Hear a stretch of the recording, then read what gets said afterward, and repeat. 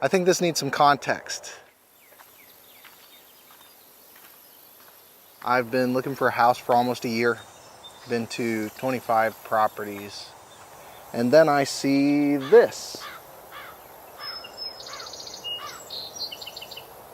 And within a week, papers were being signed.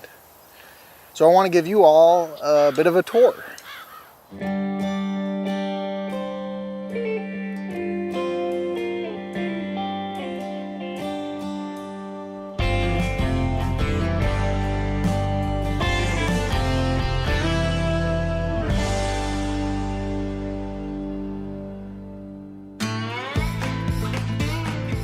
There's a creek.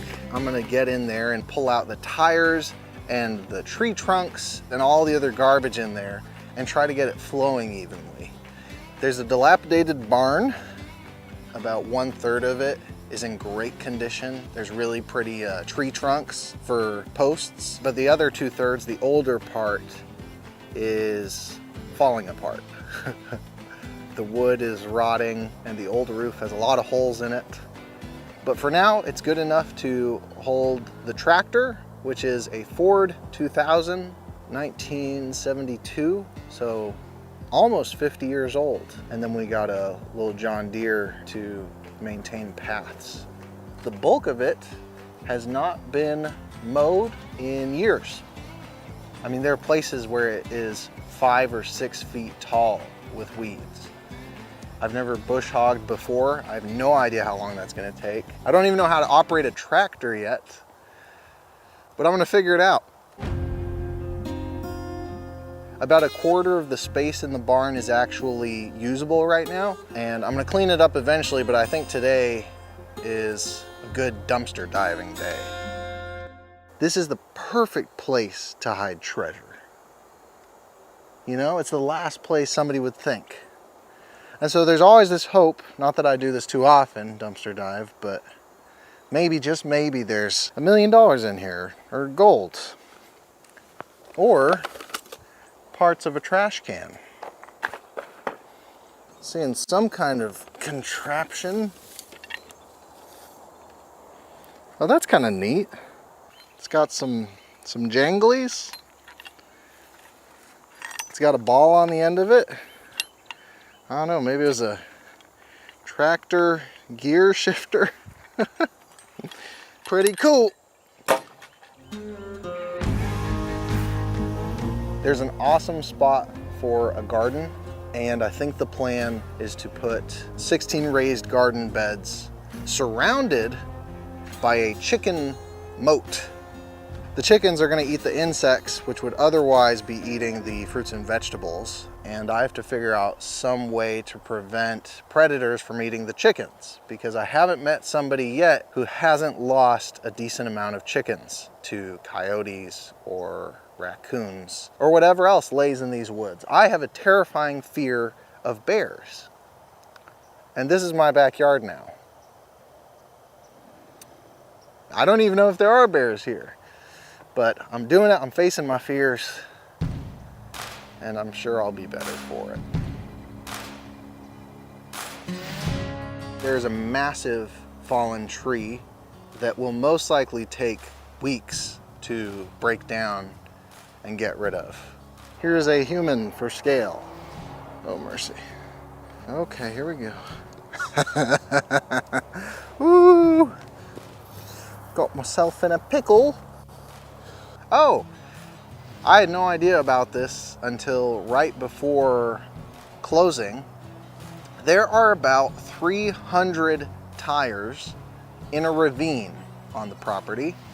They've been there forever. From what I've gathered, one of the previous owners or a neighbor threw them in there so that he didn't have to pay a recycling fee, because I think it's like $2 to $4 a tire. So he saved like $1,000 or something by throwing them in my ditch. The initial plan was just haul them off in a truck, do a few loads of that, but I realized that that would take forever. So we're getting somebody else to do it. We've also noticed a crazy amount of fire ants on the property. They're on a lot of the main trails. And then there are just a lot of holes in the ground, and I don't know if they're snakes or groundhogs. So that's where I'm at. Got a lot of projects, A lot of hard work coming for these soft, squishy hands. So stay tuned if you're as lost as I am. We will figure it out together.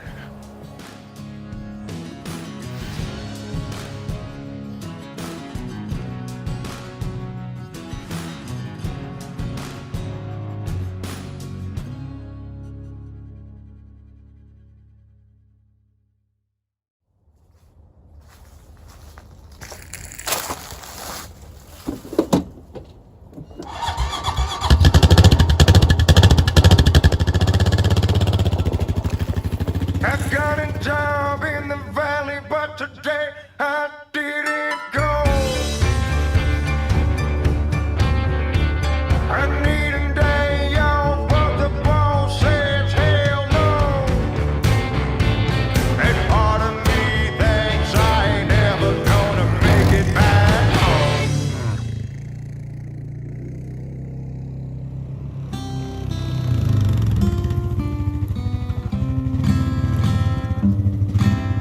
Silent night, holy night, all is calm, all is bright, round yon virgin mother and child.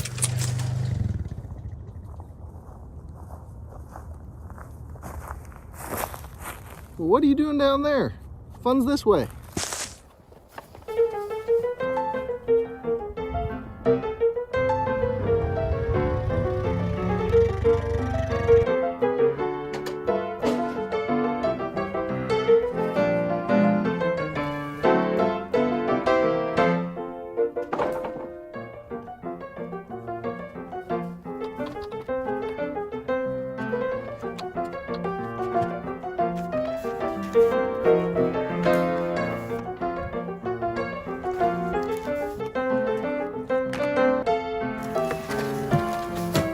What do you know?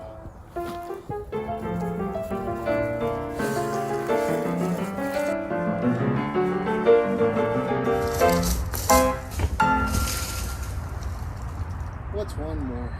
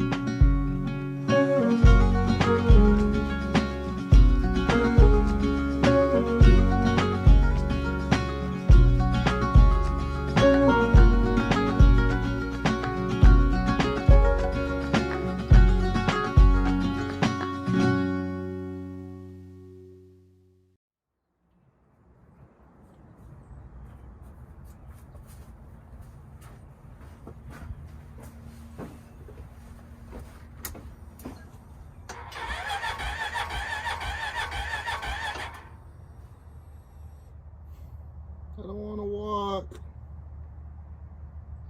I'm tired.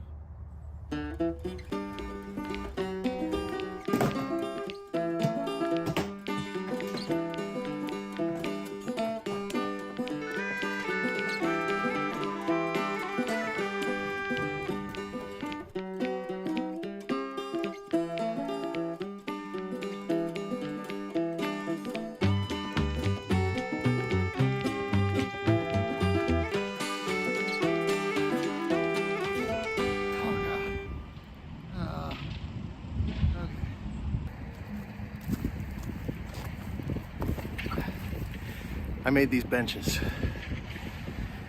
I should be more specific. Using only money, I made these benches my property. I paid a guy 200 bucks for them.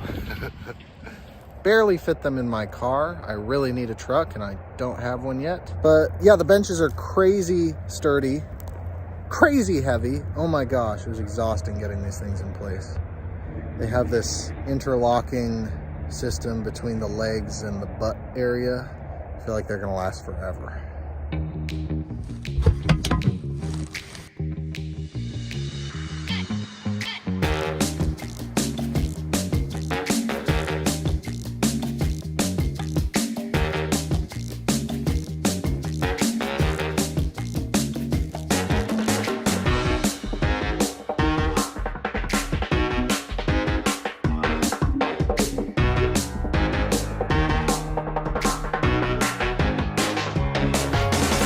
Grossly underestimated the amount of bricks I need. It's way too small for this, so I'm gonna go get more bricks.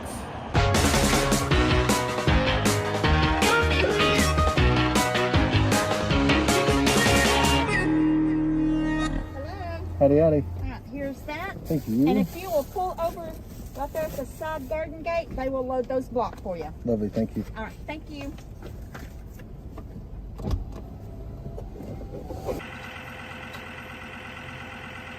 You might be asking, you have a tractor. Why didn't you just do it yourself? Why'd you pay somebody? Because we were impatient. There's a time for doing it yourself, and there's a time for saying, hey man, you do it. So you're out there for 8 hours doing the same thing tomorrow.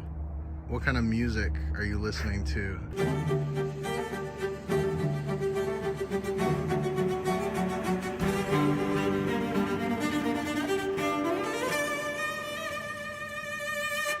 He didn't actually say classical, I just thought it would make for a better montage.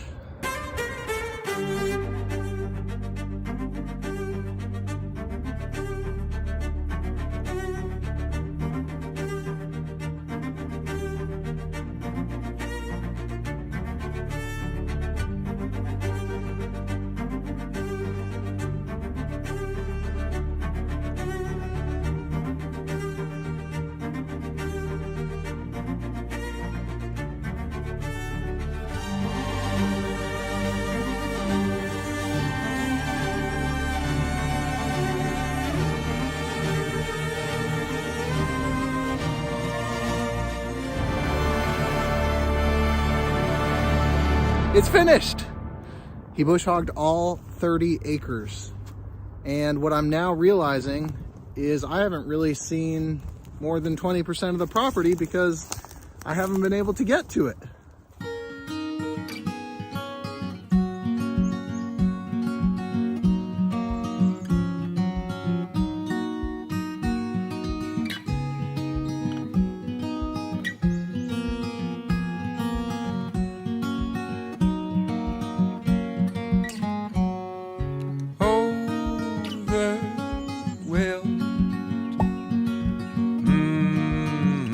By the beauty of your life, I have seen a miracle. I have seen a miracle. Blessed days with you in the corner of my arm. I have seen a miracle. I have seen the sun, it shines for you. The grass is green, the sky is blue. And there you are, like you are. You're feeling so natural. Find your blue-eyed way, my darling, will guide you, but you find it on your own.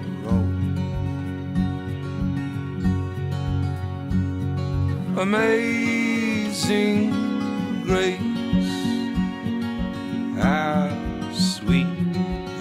sound is to me. I have seen a miracle. I have seen a miracle. The earth is here, it's here for you. The 7 fish, the owls too. And there you are, like you are, feeling so natural. By the beauty of your life.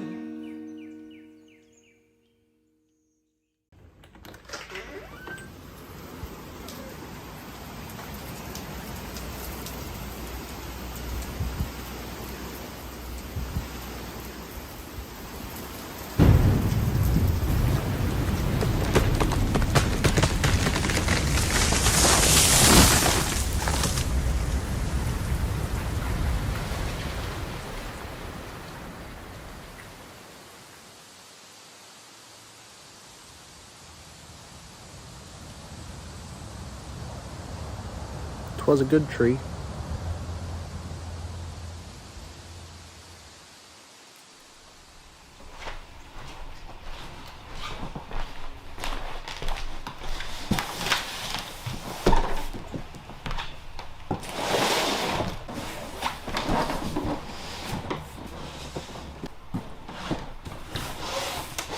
Apparently, you can buy trees online.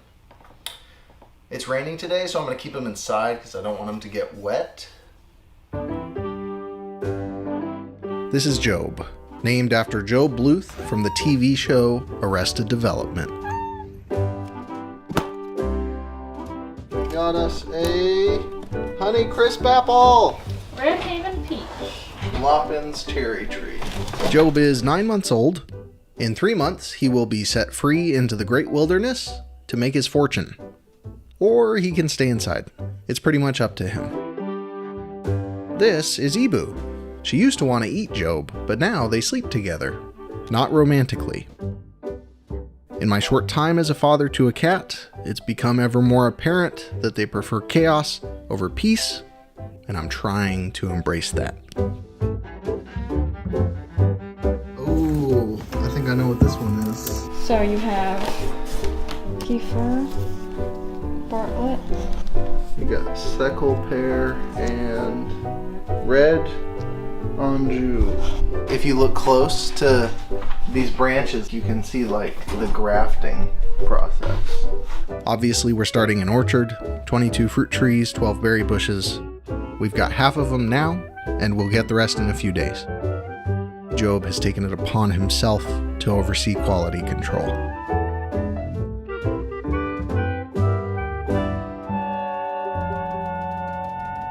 Before we start to plant, the wife is checking the sun's path for optimal placement. I am digging a hole for soil samples, and then she's testing the pH levels of that soil because different trees like different dirt. Or so she says. I thought we were just going to put them in the ground, but that's why this is her project. What do you think? That looks like a 6.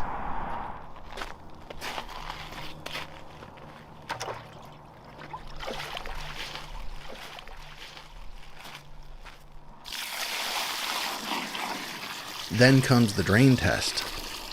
We time how long the water takes to seep out of the hole. Too fast means dehydration, and the tree will wither, but too slow, and you get root rot. Ours is pretty close to perfect.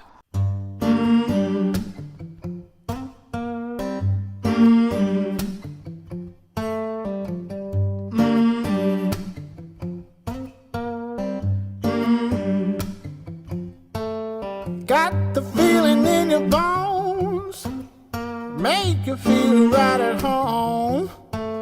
Honey, does it well, keep me dancing till I'm dead. 'Cause I could run a mile like this, head over heels, feels like bliss. The sun has got me on my track, I ain't ever looking back. I ain't looking back.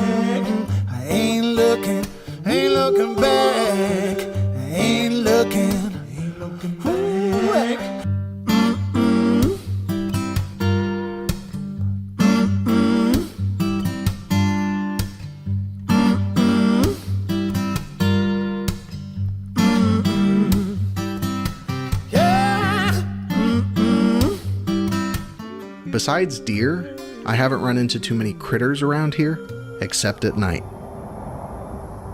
That little shimmering dot is a pair of eyes looking at me.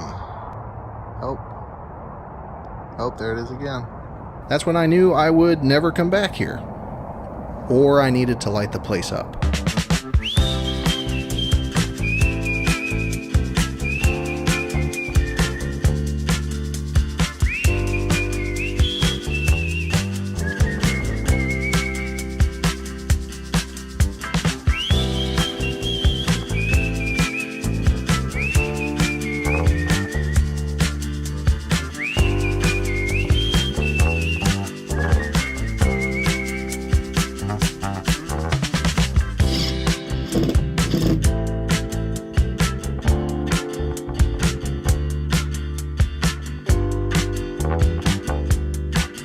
That's better.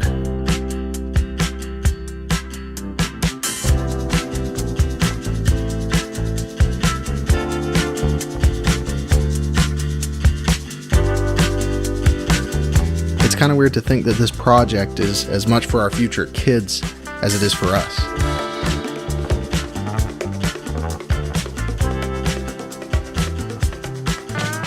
These saplings aren't all that pretty yet, but I know some other trees that will be tonight.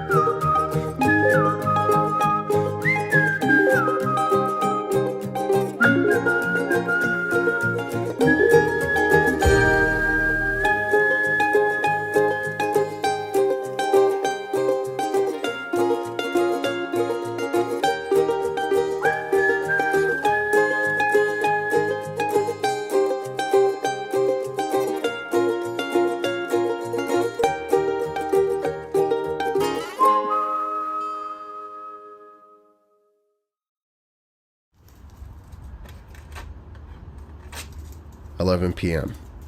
Ibu is harassing a bird that refuses to leave our porch. 11:01. Job is feeling left out. 11:10. All hell breaks loose. It's doing the bug thing where it's hitting itself on the light. Look up how to catch a bird. Ah! I was tempted by your smile. I was tempted, and for a little while I was certain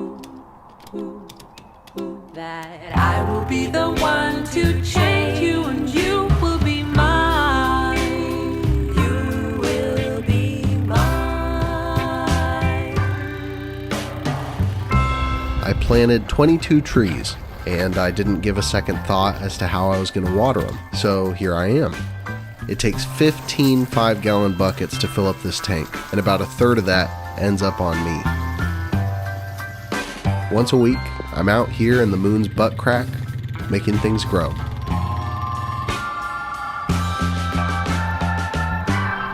Some mornings I whisper quietly, "This sucks." And I think to myself, There must be an easier way. that easier way is a 500-gallon tank that I'm going to raise up and connect to some buried PVC into spigot. But that's a lot of work, and I'm weary.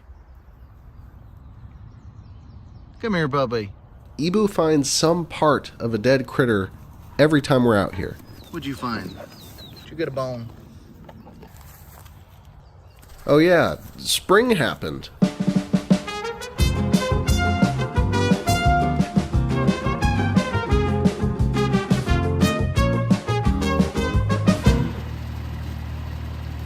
Come on this side, let me show you this. So you have to push this bendix down.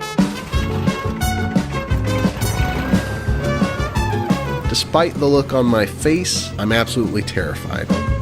New cat. His name is Fraser, and he is Job's biological brother.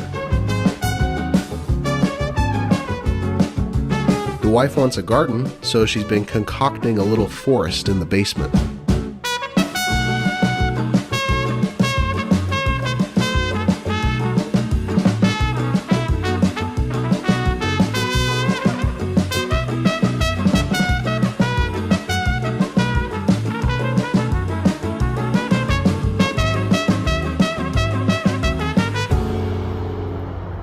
Oh, hey, don't mind me. Just washing up. Unbeknownst to me, the creek dries up in the summer. Well, what do you know? Which means I need a temporary way to water the garden.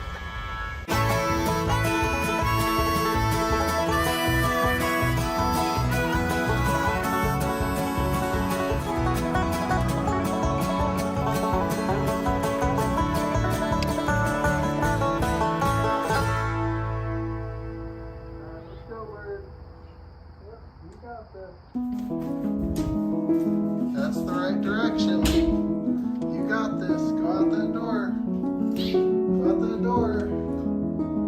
6 a.m. Mr. Bird is back outside. 6:01. Mr. Bird is a woman.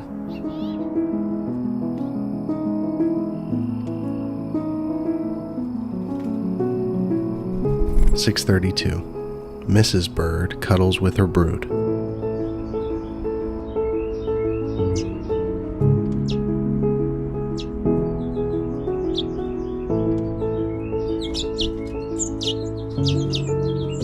She serves the babies grasshopper and beetle smoothies. Their favorite. 6:34. Finally, the real Mr. Bird arrives. He believes they're ready.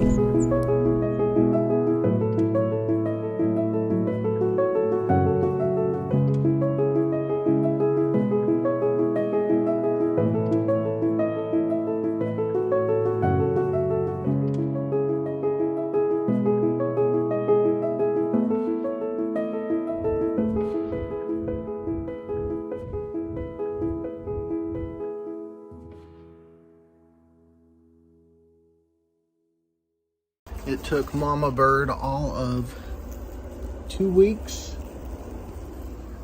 to start another brood. She wildin'. We also have another mama hanging out 20 feet away. Oh, sorry.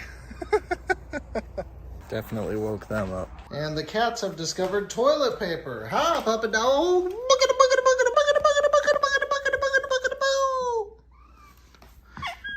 Fraser, I feel like you look kind of cute with a hat on.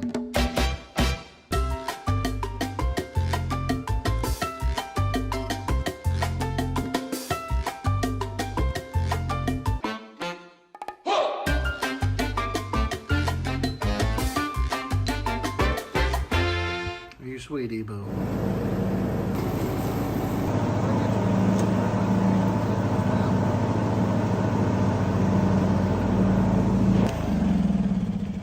If I get to the point where my facial hair gets that bad again, please let me know that I'm making a mistake. Everybody could see it, but me, I look Amish. Nothing grows in the middle area. It's just a big fat chin strap. It doesn't work. Stop it. Or maybe I could pull off a goatee. No, stop.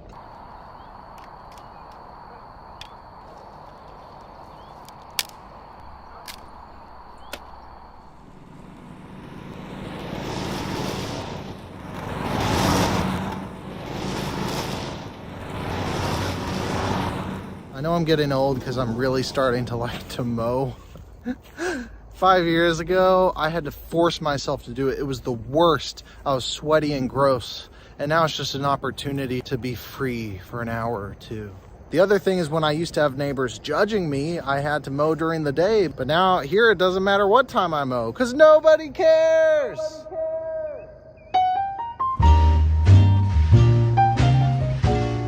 Well, I'm happy on my own, making coffee just for one. And eating breakfast all alone. Fewer dishes to be done. I'm never running behind. You're never on my mind.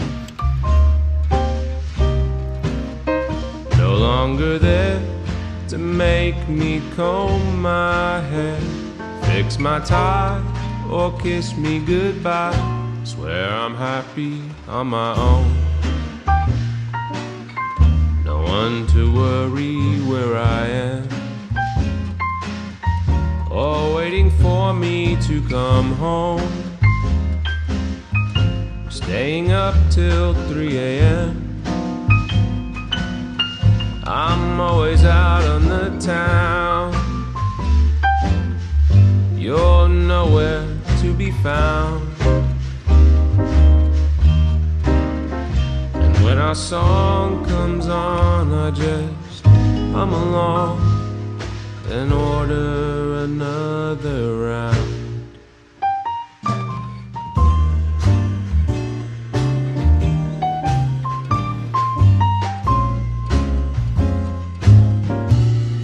I'm happy on my own,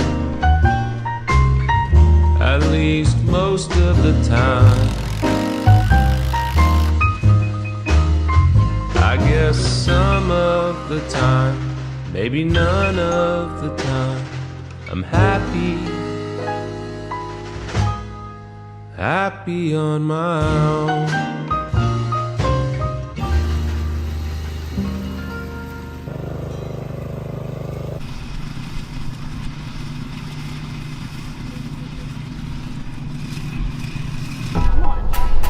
Oh. And stop.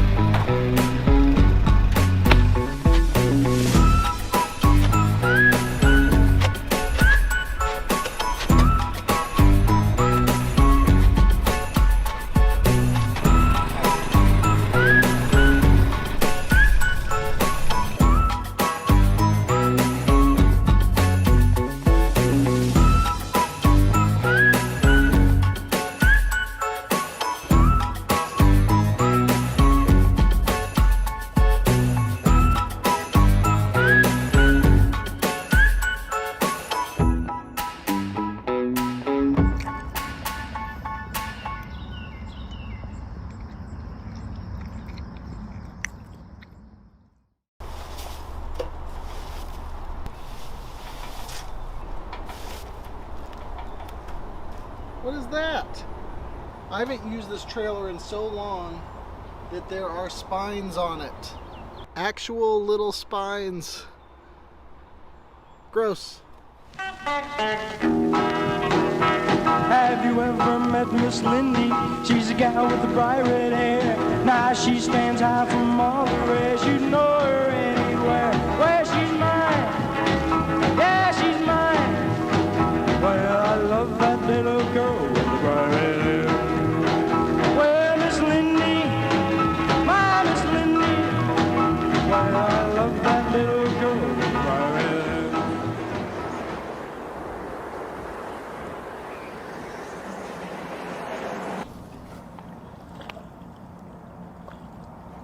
Is it still coming out? Yep. There's still water in here.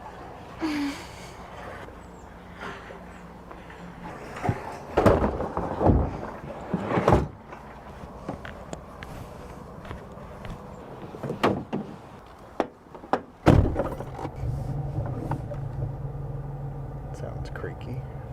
Drive forward a bit. Oh yeah, there it is. What is it? Oh, Nelly. What? It's a big stick. Oh my gosh. That's a 4-foot stick.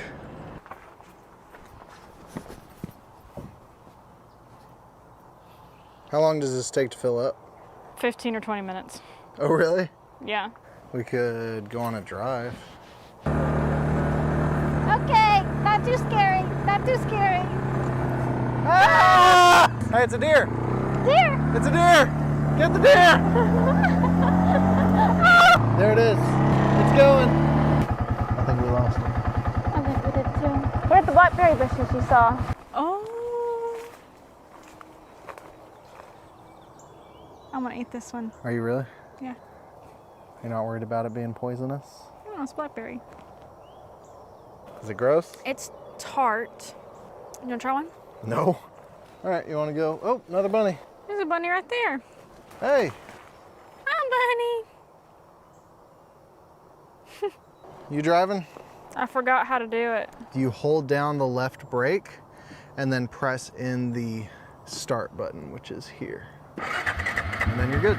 Okay, that's good. Freedom!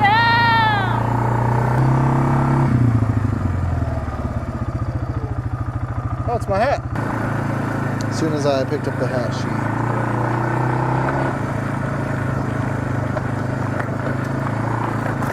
Well, well, well. I think I found some more bones. That's good. Hop It's gonna on. be your bone soon. Oh, it is overflowing. It's overflowing!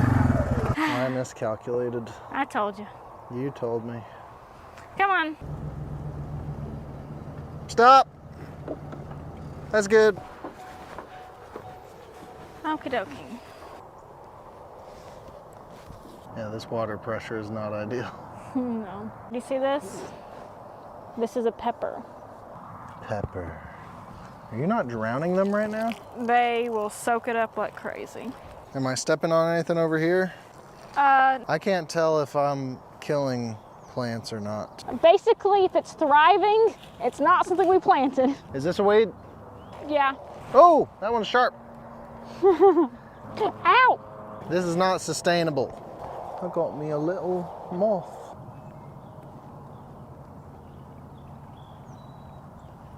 Is this not one of them? Nope. Really? You can pluck it. That looks like that one. Sniff it. I don't want to sniff it, but it looks like it. So I can pull this. Mm-hmm.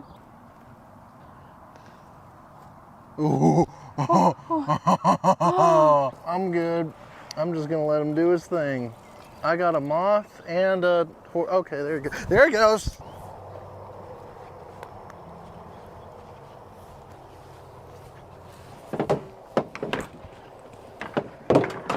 Come on.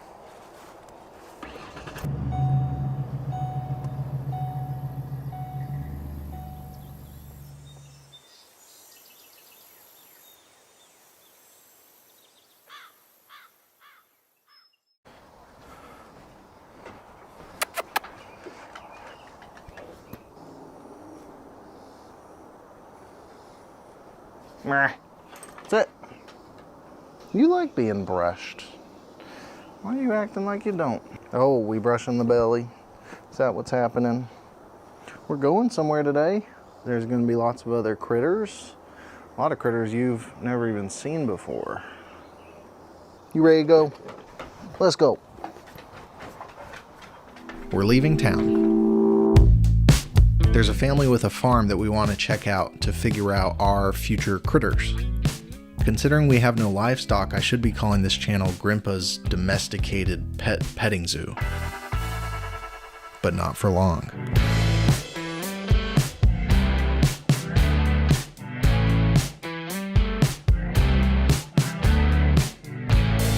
I'll see you tomorrow. Okay.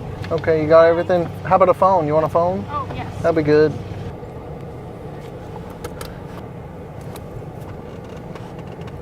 You know what this means? It means you get the front seat. Yeah, get up here. I slept in a van for a summer in college. It was nothing like this. The story here is one family spent 2 years riding around the US in this bus. 2 adults, 2 children, 3 cats, 1 dog, and 1 Komodo dragon.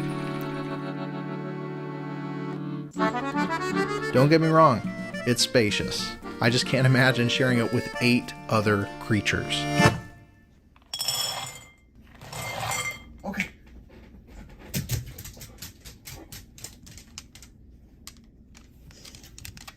I've been feeding her this stuff for like 5 years, and I have no idea what it tastes like. All right, I got the steak looking option, greens, sweet potato. Are there any others in here? Oh, the yellows. I guess that's my corn. I'm going with the steak.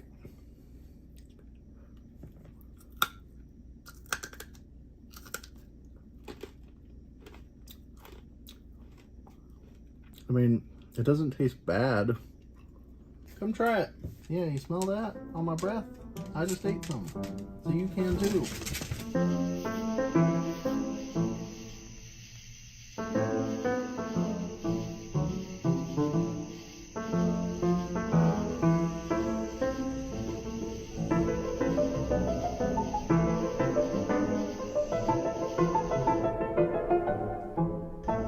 I've been watching this spider wait for food for like an hour now. Just sitting right in the middle of the web, hoping something's gonna get stuck. At this point, I'm kind of rooting for her. Oh my gosh, she's doing it. She got him. Wow.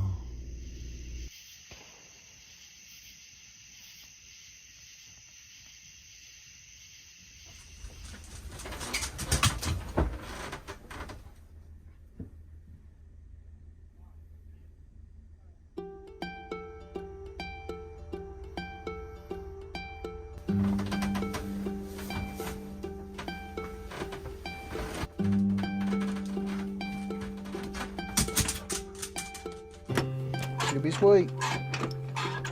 Let's see about this guy.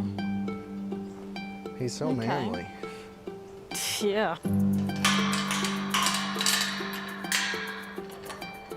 Hey, goats. Oh my gosh, he's so cute. He's so jumpy. So here's what we learned. We are not going to get Nigerian dwarf goats, as cute as they are, because they're harder to keep alive and they eat less. A lot of pee. Nice. Wonder if these two are a couple. They're all a couple except for that one. So when it comes to a property fighting to stay overgrown, that's where pygmies come in. Oh, yeah, I see it. Wow. Oh, a little rough there, son. These guys can clear an acre in a week. And so they shall. Is this happening?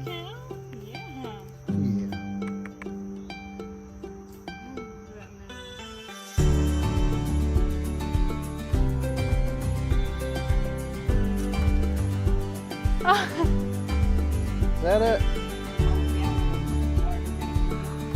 Oh. Those bubbles coming out. That tongue. Those little babies are fast, aren't they?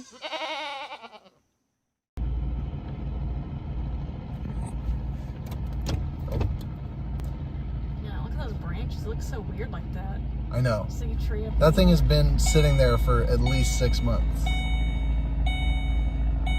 I bet he's gonna throw it on top of the burn pile. Probably so. A big weirdo.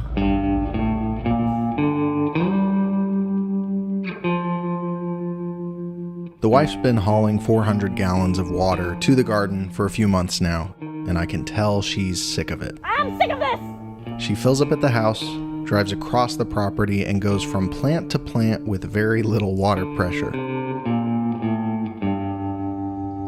All that's about to change.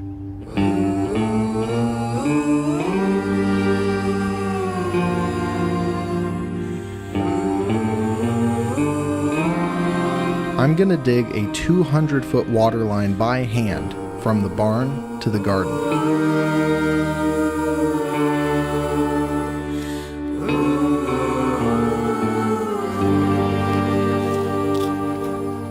The ground is hard, and I am weak. Scratch that. I'm gonna dig a 200-foot water line with a trencher.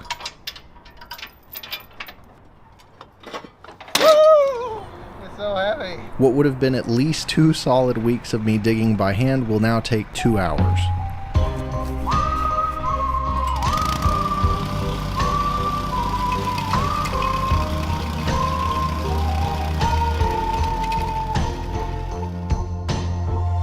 While I was doing this, I realized this is the closest I'll ever get to performing Michael Jackson's moonwalk.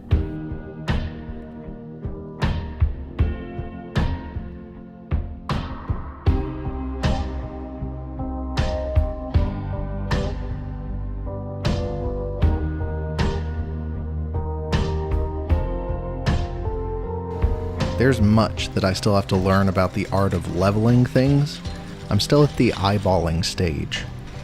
Luckily, my dad's been doing this kind of stuff for years. He's never had any formal training or job in construction, so I have to assume that he's just further down the path that I'm on, of messing up projects until he got good at it.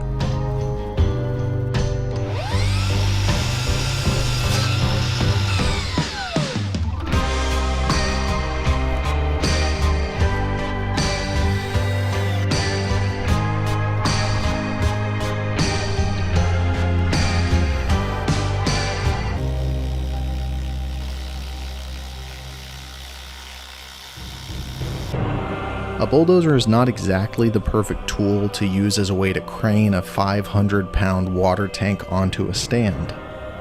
That's what cranes are for. But this dozer was free.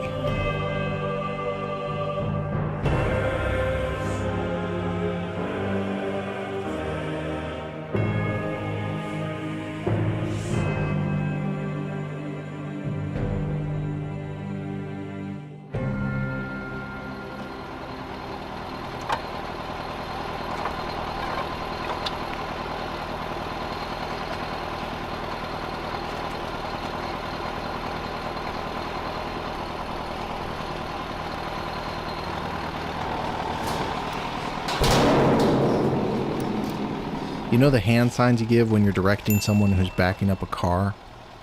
That would be a really good skill for me to have right now.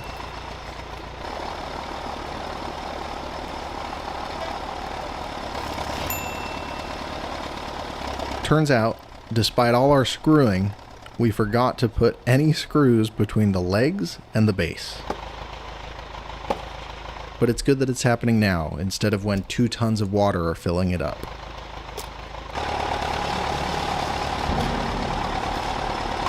At 6:54, disaster strikes. The ultimate bonk. I mean, it was fine. The loudness made it seem worse than it was.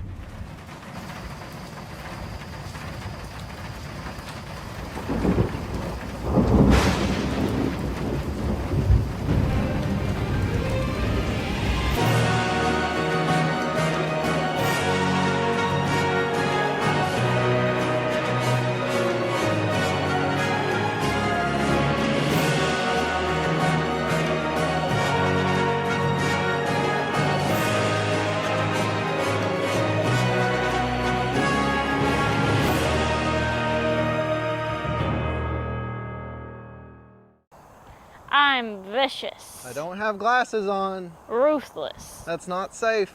It's safe to hit you point blank in the kneecaps. Quit. 3:30 a.m. All of our critters are asleep except for Frazier. He's been coming by our door and harassing us every night this week. I'm pretty sure he has separation anxiety, and I can empathize with that.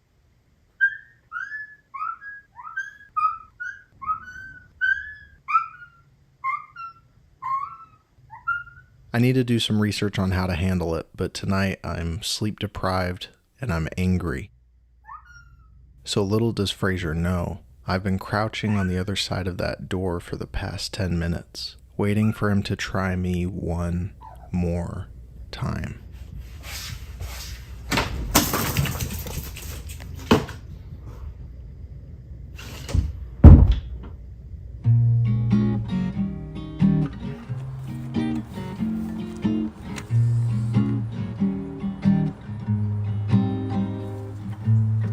Perhaps one day I'll hit the lotto, then my bills would all be paid. Money no longer would be a bother. My life would never be the same.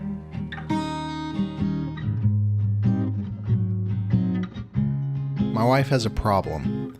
She's a prepper. She makes huge batches of food in one go so she can freeze most of it for rainy days.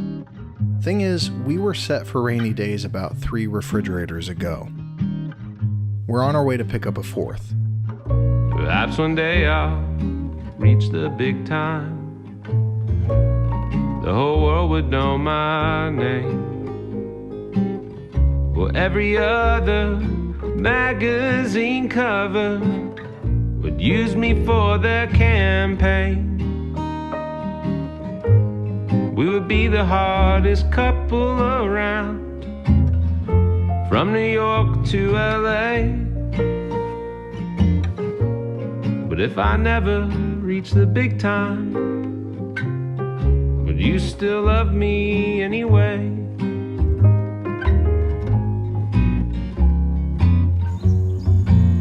Despite the fact that our garden is extremely overgrown, one positive that's come out of it is that we are growing wild basil on accident.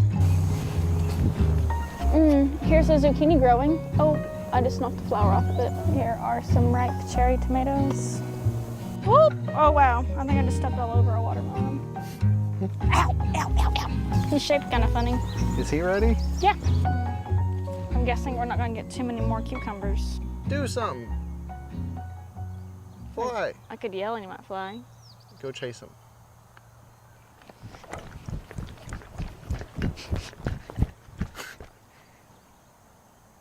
It worked.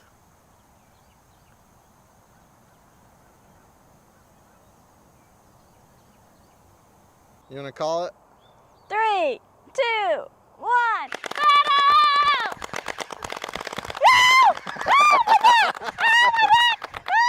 Mine's not shooting. Oh. Yeah, you're good. Okay, let's take a couple steps back. Okay.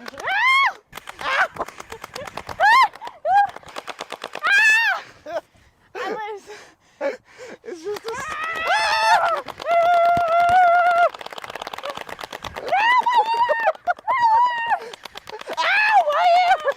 I always forget how gorgeous it is when I come out here. Like, I know it's beautiful, but it's just like You forget the breathtaking. feeling. Yeah. Yeah. Yeah. And then you come back out and you're like, oh. My eyes are watering. I'm just aiming for your face. Are you really? Yes. I would never aim for your face. Little jerk. I have been aiming for your torso this whole time. You evil jerk. Cuss word. I'm out. You're out, huh? Are you serious? You're out, huh? Ow! You were seriously aiming for my face?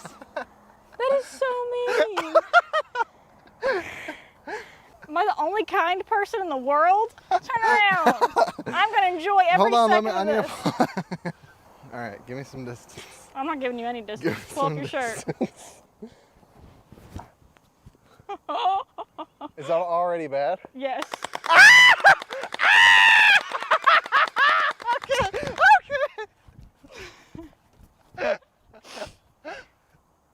Come back, I'm not done. Ow.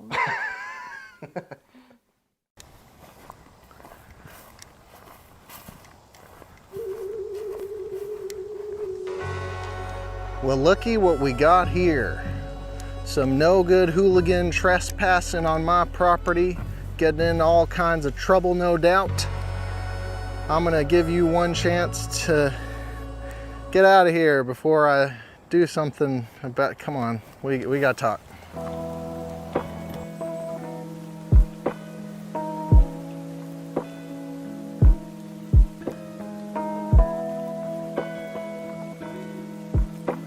The name of the game for the past 9 months has been progress. We've been taking on a million projects and it's starting to catch up with us. Right off the bat, we decided we were going to do a garden and an orchard and bush hog all 40 acres regularly, and things got real really quick. And all of that ambition has been met with a lot of half-baked projects. We planted 20 trees without any thought as to how we were going to water them, and now we're paying for it. And similarly with the garden, it was easy enough to plant hundreds of vegetables, but maintaining them is a whole other story. We've had to be pretty picky about what we keep bush hogged because it's incredibly time consuming. And there's going to be a time where that problem can be solved, but right now we're at our limit. And it's funny how a place as gorgeous as this, for me, has devolved into tasks that I just can't overcome. And I'm struggling to embrace it. The longer I live here, the more I need to appreciate where we're at instead of where we want to be. A buddy of mine said, it's gonna be there tomorrow. If I'm honest with myself, there are very few projects out here that need to be done on any specific deadline. And so it's okay to let things sit and to relax. Because if all I'm doing out here is working, then it kind of defeats the purpose of all of this.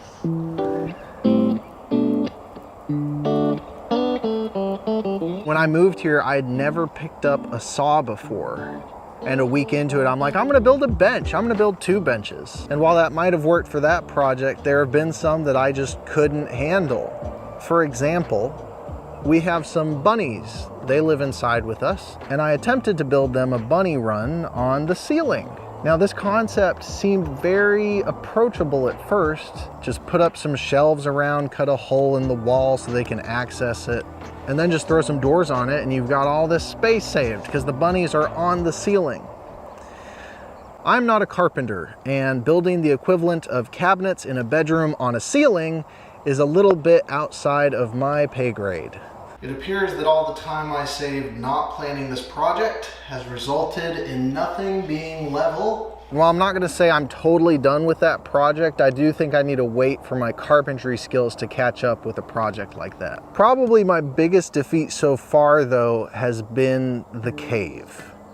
I should say an alleged cave. I don't know if there is one, but at the back of the property, there's a spring, and all of the water coming out of the spring is going into the side of that mountain.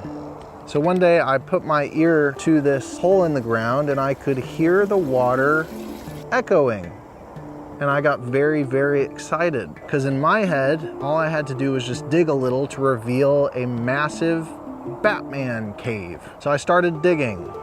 I used a half-sized shovel, put my back into it for a solid few hours, and then decided I needed a bigger shovel. And every time I'd dig dirt from the top and it would fall in, it would clog up the hole and the water would rise and I couldn't see where I was digging anymore. I made it about a foot in on day 1, and after 5 days, I was about 4 or 5 feet in with 0 progress. The hole was just still a tiny little hole. Didn't seem like I was getting any closer to a cave. I brought in a 8-foot metal pole and I used a post driver to smash the pole into the earth, and I didn't have any success whatsoever. And I've always struggled letting go of certain things, and this was no exception to that. I was so frustrated that I just couldn't dig my way to this cave. But there's a beauty in letting go sometimes when you realize that something you're doing just doesn't fit into your life right now, and it's very freeing to kind of drop something indefinitely, you know, like, all right, that's gone. So I guess my next project is not having one. you know, giving up the projects from time to time because it's easy to forget why I'm out here and what brought us out here in the first place. And it's how gorgeous this place is and how at peace I feel at a place like this.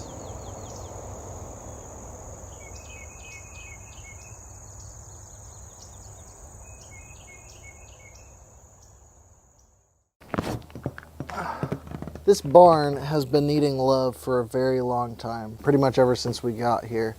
And it's been filled with hay and a lot of cow poop. And so it's exciting to kind of get it cleared out and turn it into a useful space, but also a place where we're going to hang out. I'm about to pass out, so... Ugh!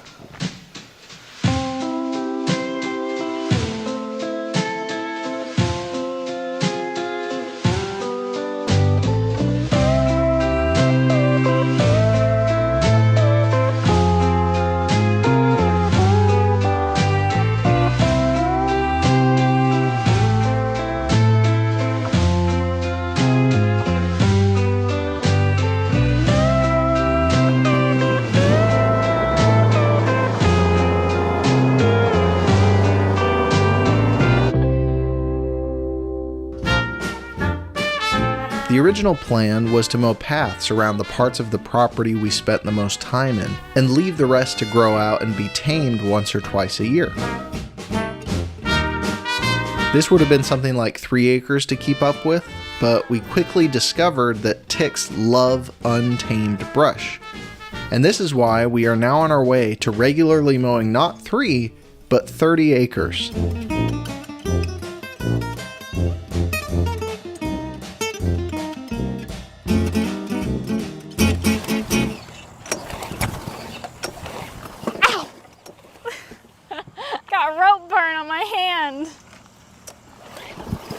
There we go.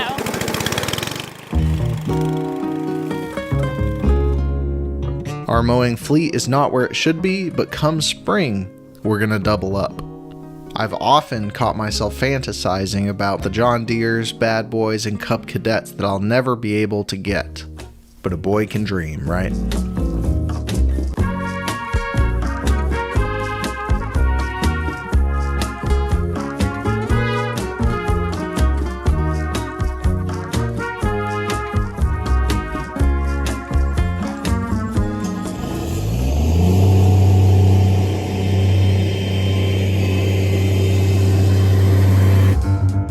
The barn is a beast. It's kept all of the tools and broken toys safe and dry these past few months, but she's filling up fast. It's time we deal with it.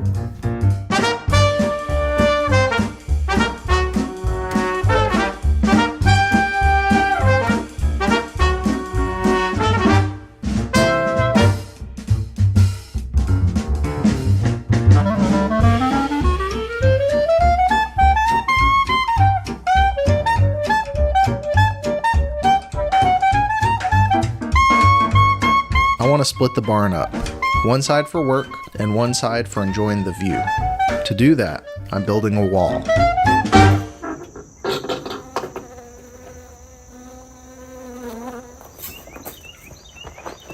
I don't know if this thing's a bee or a wasp, but it's one of the types that can sting you multiple times.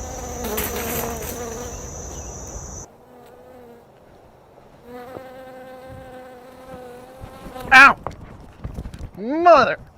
It was nice to discover that I'm not allergic. Being out in the middle of nowhere alone poses quite the risk when it comes to getting injured, but it's inevitable, right? And as scary as that will be when it does happen, I can't say there's a better place to die than out here. Nice.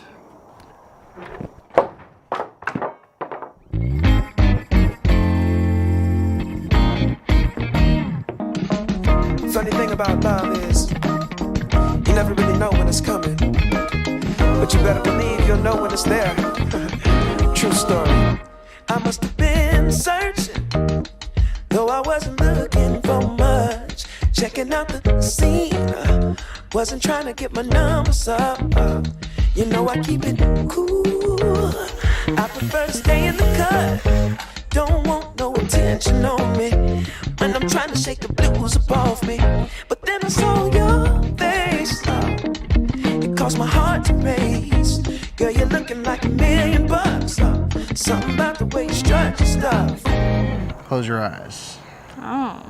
You promise you'll keep them closed? I mean, as long as you don't kill me. You opening them? No. You promise? No, but I can tell we're in the barn. We are in the barn. By the smell. You ready? Mm-hmm. Open your eyes. Wow. I made a wall. You made a wall. What do you think? It's awesome. I'm thinking about making them all even and shaving them off there. I don't know. I kind of like it the way it is. You like the imperfection? Yeah, this looks really cool. Huh? Huh? Very nice. You dig? I dig. I feel like we could definitely like do a hammock here too. What do you think? Ooh.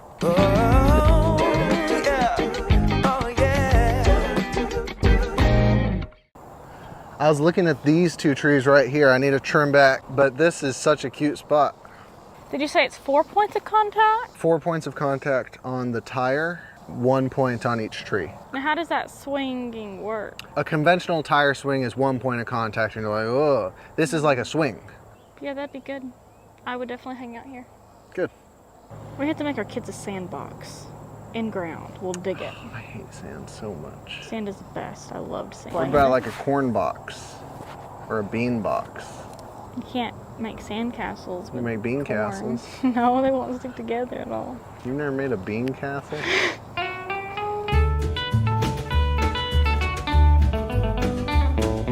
Please, oh please, won't you stick around? I don't want to say goodbye when the sun goes down. I want to keep you close, want to hold you tight. I don't ever want to say goodnight, won't you stick around? An hour or two will never be enough to be with you. Whenever you leave me longing and blue. Please, oh please, won't you stick around? I don't ever want to say goodnight, but just stick around.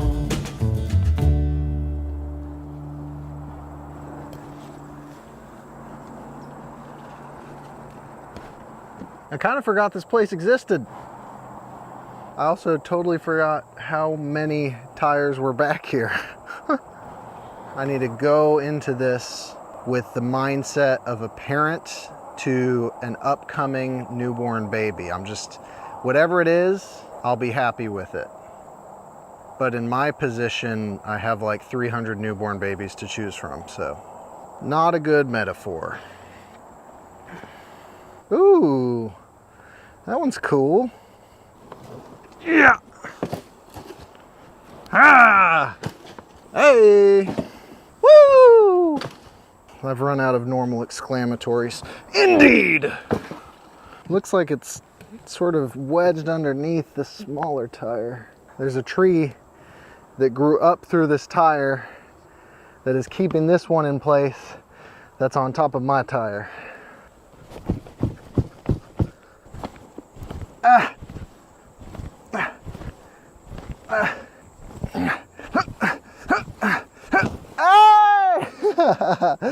Oh, astounding! Woo! You know what, I'm gonna be honest, there's like 5 other tires that look exactly like this that are way easier to get to, and I do not care because this thing is fighting me. Yeah, let's just hit it a bit, why not? Good form, good form.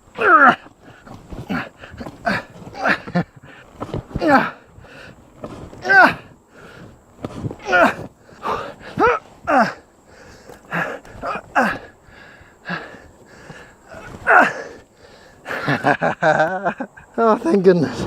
You're about to be a swing, boy. This boy's name is gonna be Steven. You don't go through that much trouble with the tire and not name it. Let's go, Steven. Pain is all in the mind. Victory is inevitable. That's my foot, that's my foot. 1, 2, 3. Ah. Get out of the way, tree. Make way for fossil fuels.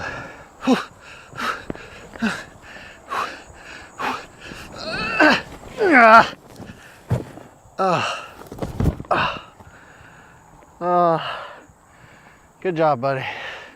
Take a rest. You've earned it.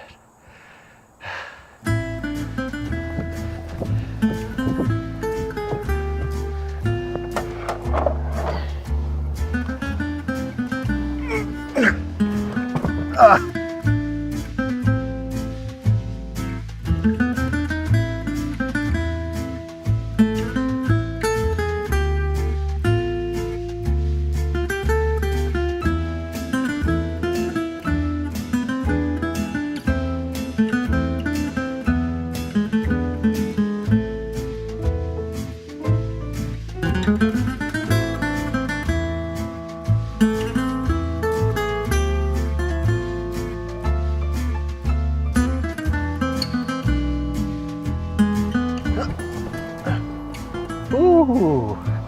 Okay. Okay. I made a swing.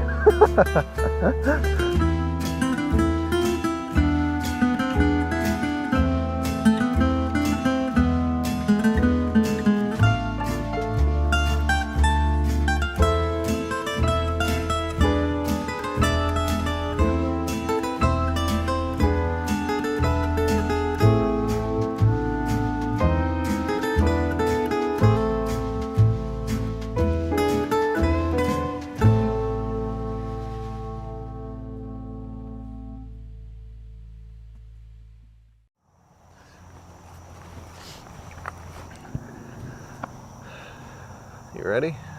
Yep. Solid. I know, right? This is cut height. If you pull that to engage the blades and you push it down to disengage. And then that's how you turn it on, obviously. Fuel levels. This is your e-brake. The order of which is turning on the mower, disengaging the e-brake, and then bringing these to the center, and then forward is to go forward. I believe in you. I believe in me too. I gotta get out of my way so I can do this. So I turn it on and then remove the e-brake? Thought I was getting out of your way. Well. Just push it forward. You got this. Yeah, so that's disengaged. And that's the e-brake. Okay, now get out of my way.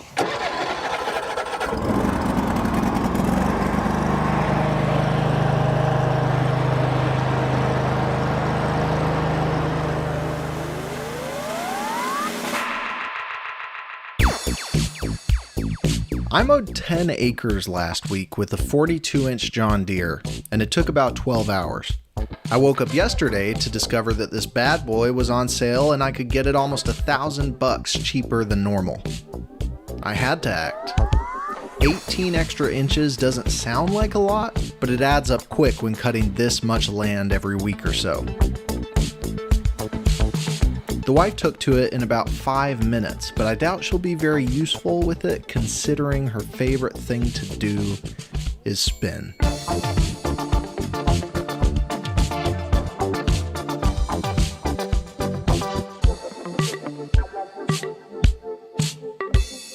Initial thoughts? It's more fun as a toy than as a mower. I like spinning.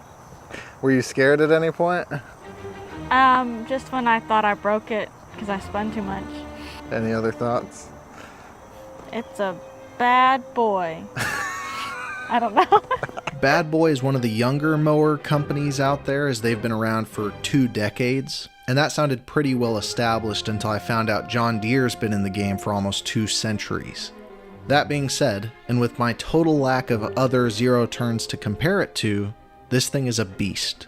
A 25 horsepower Kohler engine is driving this machine up to 7 miles an hour, which is probably more than I need for the time being.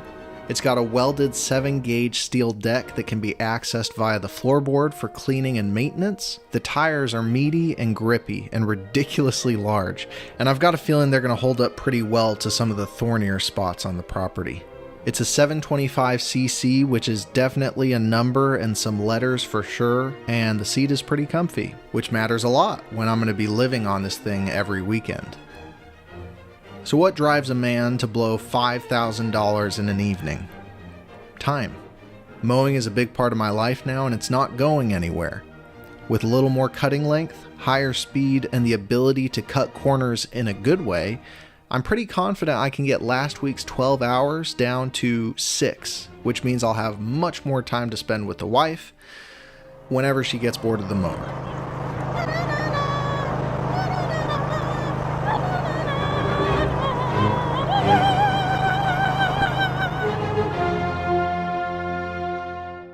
Look at that goofy swing. I don't know which way to go. This is what happens when you sit on this couch for more than 2 minutes. There's 1, there's 2, there's 3, and there's 4.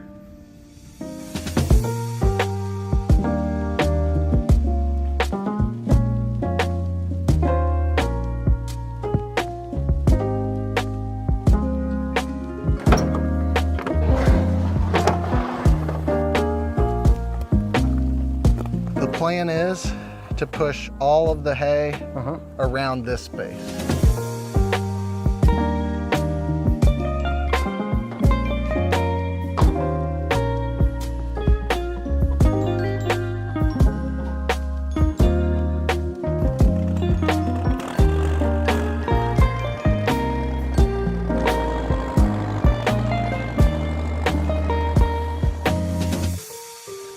I like to pretend that everything I do and everything I've done has been done because I made it happen.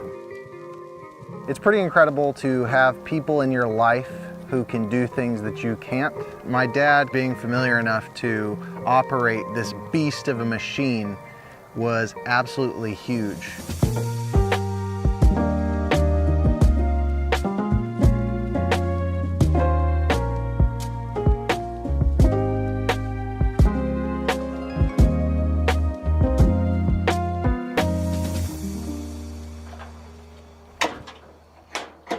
How hard is it going to be to fix the brakes? That shouldn't be too hard. Woo! Just turn it around.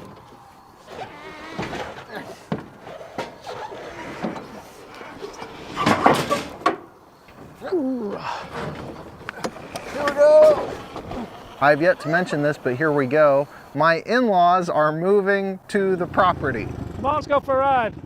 This was always part of the plan, only there was a house here for us. They've had to kind of work towards being able to put a home on the property. They're getting closer and closer to that every day, and we're getting more and more excited, especially just to have more hands out here. And I don't think a lot of people could stand the notion of living with their in-laws, but I can, and I'm really excited about it. Them coming here means new structures are popping up. Not only their house, but a big fat 30 by 40 garage for working on projects aside from the barn. And then the thing that we're all kind of most excited about right now is a party barn. And the sole purpose of which is just going to be a gathering place. I think that one's 25 by 40, but coming up pretty soon, we're gonna get concrete pads poured. So today we're flagging off areas where we hope we can put pads. So would this be far enough away for the garage from the house? Yeah, because it'd be the back, and we got the tree line. I think we ought to get about maybe right here. So put a stake right here, baby. Here. Stick it in the ground. Where? It's right here somewhere. 40 feet this way, right? I don't know. Make sure I go pretty straight. You're doing pretty well. Oh man, that's big. He'll probably have to dig this out a little bit here. Let's see if it's going to be about the same distance. 20 right there, okay. So my dad took care of part 1 in bulldozing all that hay around, and now I gotta spread it by hand so that we can mow over it.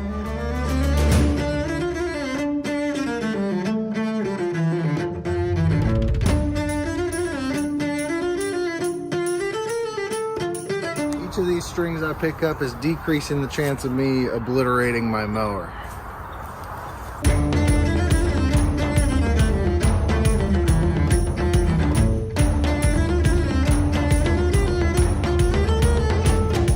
It appears that out of all the bits of string that I picked up today, I failed to pick up the one string that would get the mower stuck. So now I gotta untangle it. Oh, it wasn't string. This is a better situation, I think. Could a chunk of hay really be the cause of this thing not running? Could it be that easy? They're all moving. That's a good sign. I'm not seeing any string. I don't think I did as much damage as I thought. Easy does it. Oh, that's not easy. Okay. Let's see if this bad boy starts up. Woo!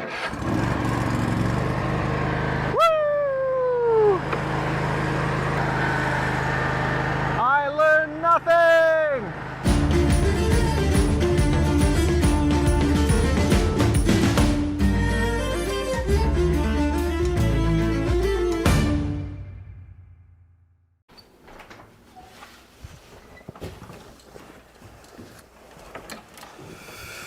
It's getting down to the 30s already, and I am very angry.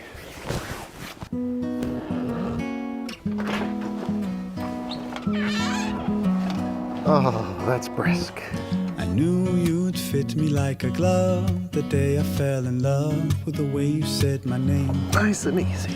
I know it sounds crazy, baby, try to understand me, please do. Ooh, ooh, ooh.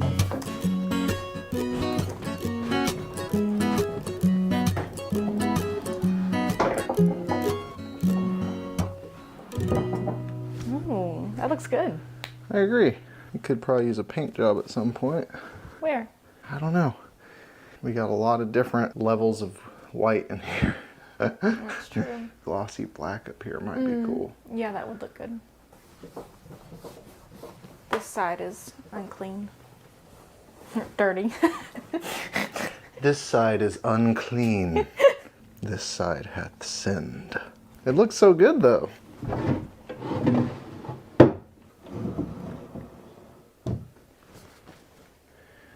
That's it.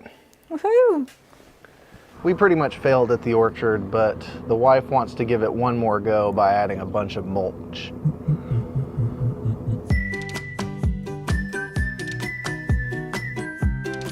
So I got a 4-foot truck bed, and I'm looking to fill it up.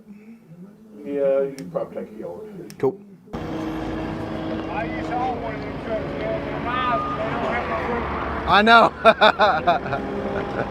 All that big Dodge now. Yeah.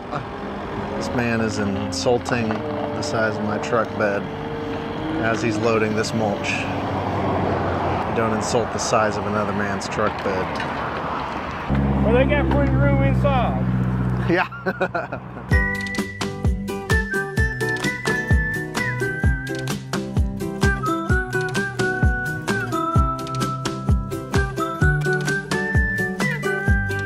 Is it better to be optimistic and wrong or pessimistic and right? While I've been telling my wife how unlikely it is that any of these trees will survive, she keeps coming out here and taking care of them. I guess when it comes down to it, hope will give them a chance, and hopelessness should rest in the weeds. Post driver, where are you? There you are. Oh, shoot. Oh my goodness. I thought that was a snake, and technically it is, but not the part of the snake I'm scared of. Where did you find that? Underneath the deck. Oh gosh, that's a pretty big snake, I think. There's bigger, if that's any comfort. Why is it around our house? Because the snake's probably in our house. What if it was around all those boxes? Oh. All right, I'm done. I'm done. Oh, it's okay, but I'll protect you. So the man who is pouring our concrete slabs for our structures has offered to flatten this area. It's hard to see because there's a bunch of brush, but There's a super steep dip that I've actually got a lawnmower stuck before. So he said if I can clear the fence that's hiding in here, he'll flatten it out.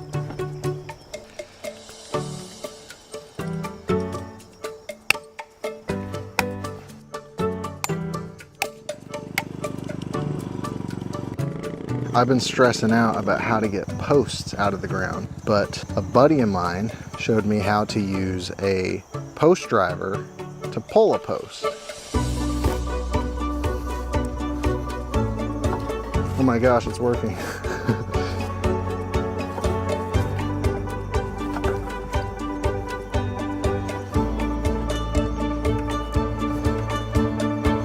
Wow.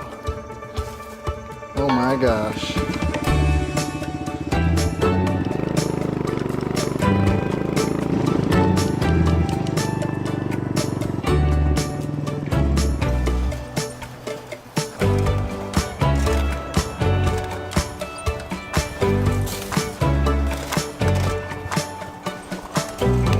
One more fold.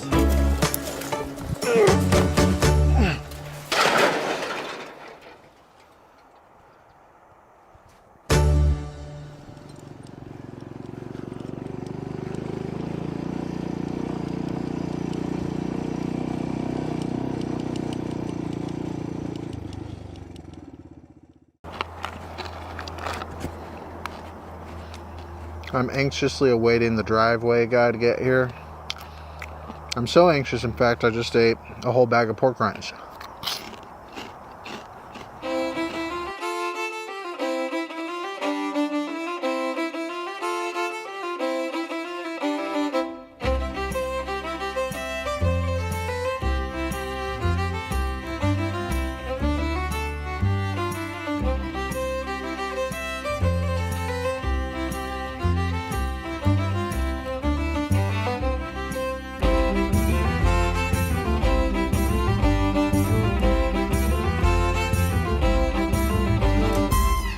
This is where the party barn's gonna be. Right now it's just gravel.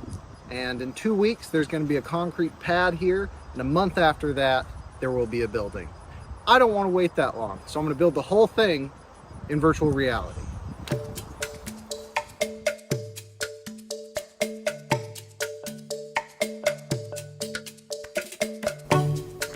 Oh, it's so cute. I'm walking. Put me really far away from it. Yeah, I wanted you to get the full experience. Oh, oh, wow. You started inside? Yeah. What do you think? It's awesome. It's so awesome. Holy guacamole. This is super awesome. Go through it. Go through each thing. Okay, so we have our fridge there, a lot of counter space, and microwave area. Isn't that window a good addition? It's a really good addition. It being without it, it would be so sad.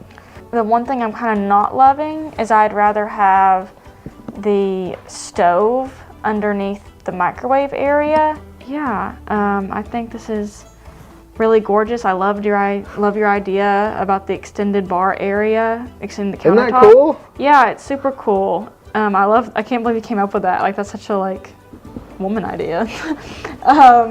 And I like it on both sides, and you know, I could see over here at this bar stool area by the arcade when people aren't eating there. It could also be like a place to play a card game or something. Mm-hmm. And so another thing we talked about was the ping pong table, when not in use, can be more seating. Yeah, and so you push it forward into the main area to make it accessible on the sides. What do you think of the loft?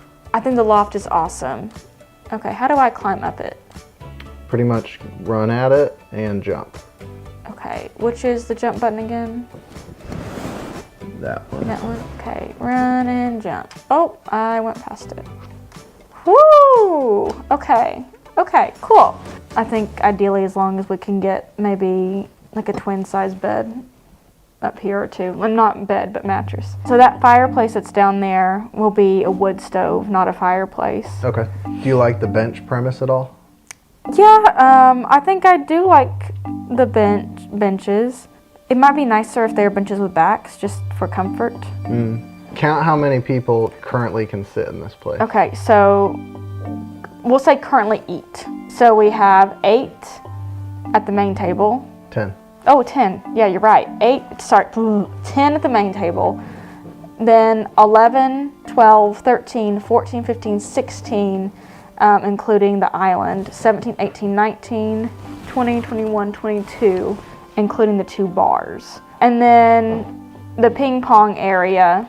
You could do 3 on each side and then 2 on the short end. Okay, yeah. So 23, 24, 25, 26, 27, 28, 29, 30, 31, 32, 33. Yeah. So we could have 33 people without bringing in any additional tables. Right. Which I think is crazy awesome. It's more than enough. Yeah. And I mean, when we have like big parties, you know, we bring in maybe 1 or 2 more tables and then we're good. I think this is killer. You like it? Yes. We've got to show my parents this. Oh, it's so pretty. I can see through the door. I see chairs. This is fabulous. Oh, you can just look all the way around. I think I'm on top of the table. Now I'm way high. Oops, I'm about to run into that big old table. Oh man, that really looks like almost like I could pick up that chair. I like the funky sectional. Oh, that's gonna make me sick. Oh, okay. Oh, there's a loft there, and that's the ladder going to. And I'm looking out the window. Hi, honey. Like you can see what I'm looking at. Run, jump, woo! Splat. What's weird is that you actually get closer to things when you lean forward. Okay. Ooh. Oh. Okay, that hurt my knees. Whoa, that was so weird. Oh, I can pick up the, look here, I'm picking up the placemat. I love it. I want to go back. I want to go play. Now I'm going to do it like a pizza thing. Oh, it just broke up more pieces and went away.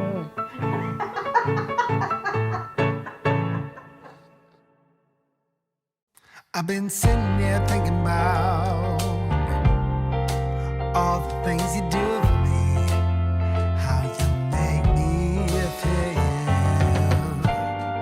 But wondering if it's the same for you. But when you're not around, I lose my mind, 'cause you keep it like a secret. Why won't you reveal it? Just please. I want you to be with me. It's too freaking cold to be out here right now. Yes, I'm a marshmallow.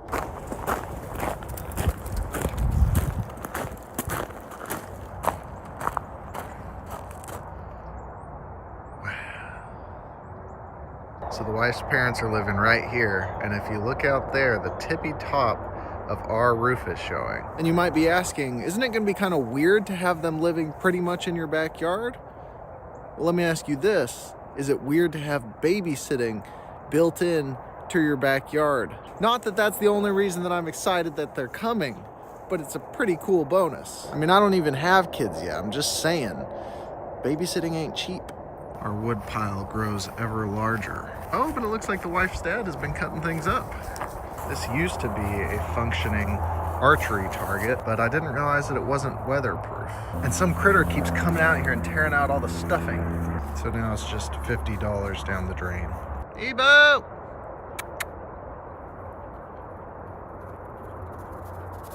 Whee! This is a cool little project of my dad's. They were doing a thing where they had to move a few hundred pounds of refrigerated food across a few states. So he retrofitted this enclosed trailer to be a massive refrigerator.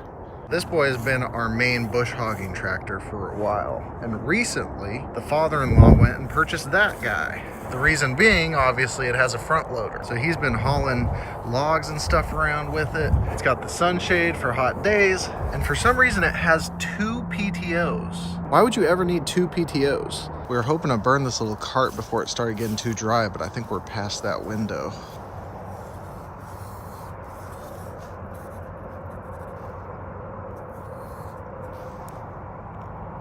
It's a smiley face.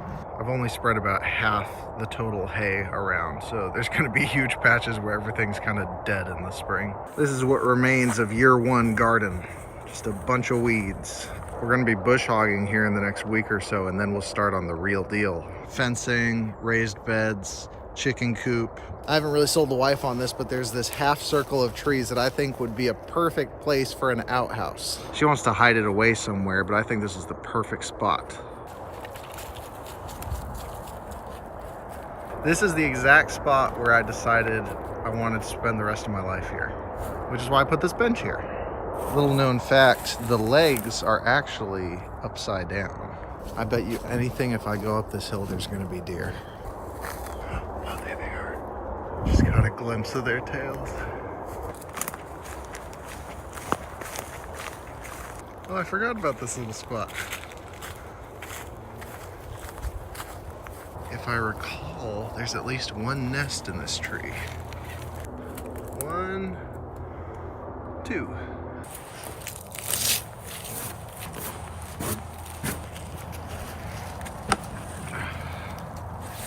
I probably haven't sat right here for like 6 months. Time's just going. It's weird to think we've almost been here a year. Has it been a year?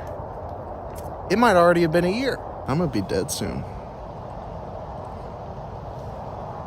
Ibu refuses to stay still.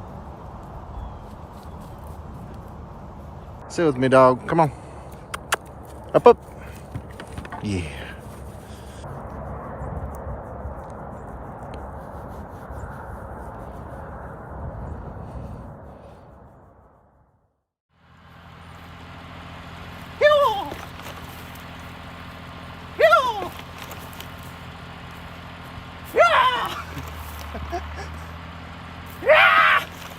Go. That was a bad idea. All right. Fine.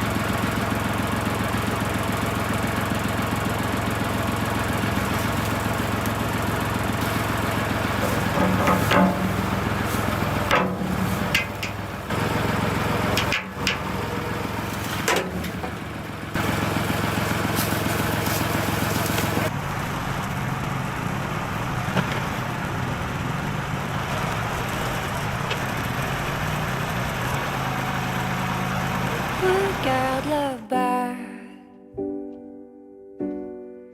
Est-ce que tu nous vois? C'est difficile à dire. We're gonna try to push over some La trees. vie sans toi. Est-ce que tu y crois? Je ne sais pas écrire ce nom de toi. Un coin tranquille, peut-être une île, vie indocile. La nuit défile dans mon exil, un coin tranquille.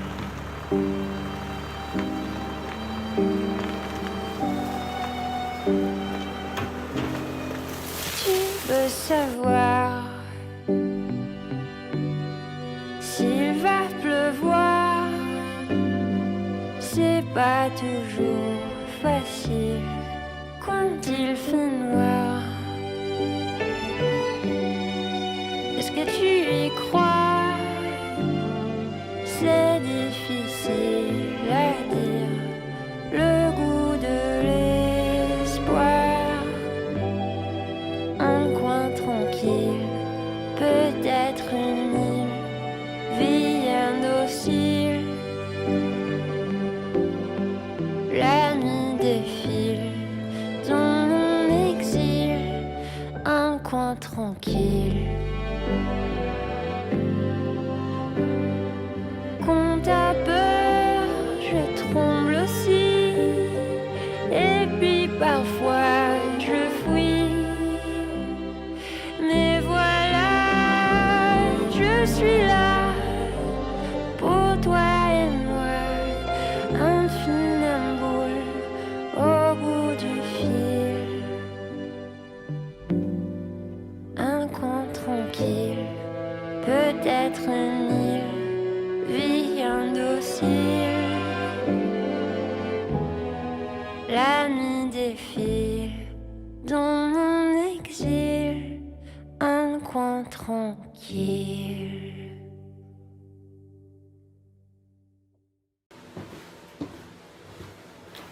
My dad built a swing bed.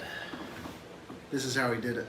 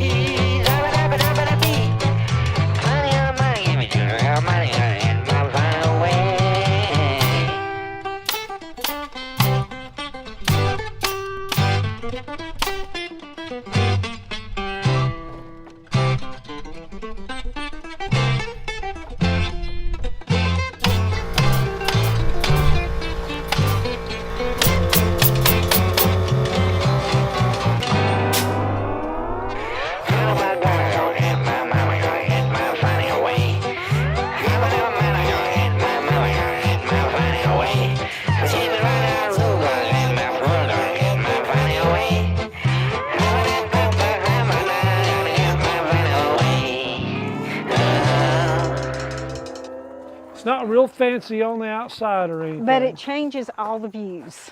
Yeah. I don't have to tie your shoe again, baby. Now, see, this is gold, and I don't like that. The other is a real light gray. I like this floor better. But it's got a much nicer refrigerator in it, better cabinets.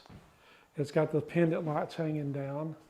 And see, it doesn't have this weird chair rail and two-tone. It's all one solid color. And then this is the master bedroom, which is a little smaller than we wanted it. Yeah. Are you okay? What do you think? Oh yeah, I like it. And it came with what I was wanting is the Gets a stand-up shower. stand-up shower. And That's a good nicer bathtub. for all of us old people. No two closets, but it's a good closet. And Daddy's just going to have to get used to getting his clothes out of the bathroom. It's That got makes the Daddy fancy happy. thermostat. You can control Wi-Fi from anywhere in the world. See, Oh, that's good. I'll have room for the I prefer having the freezer closer to the kitchen, Yeah. but I'll have room for the freezer and a little pantry. Now it's only 3 bedrooms instead of 4, or is it 4 bedrooms? It is 4 bedrooms. These bedrooms are a lot bigger. They're a lot bigger. This is the smallest one.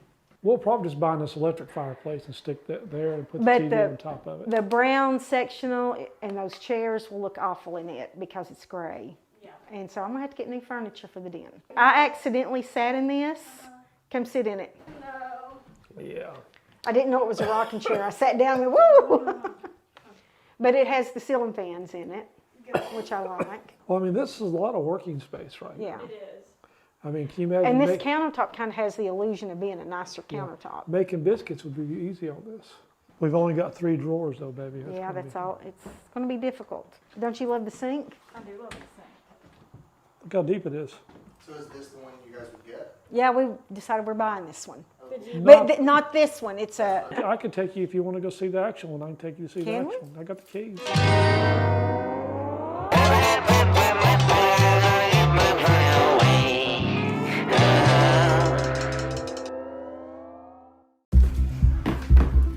What are we doing?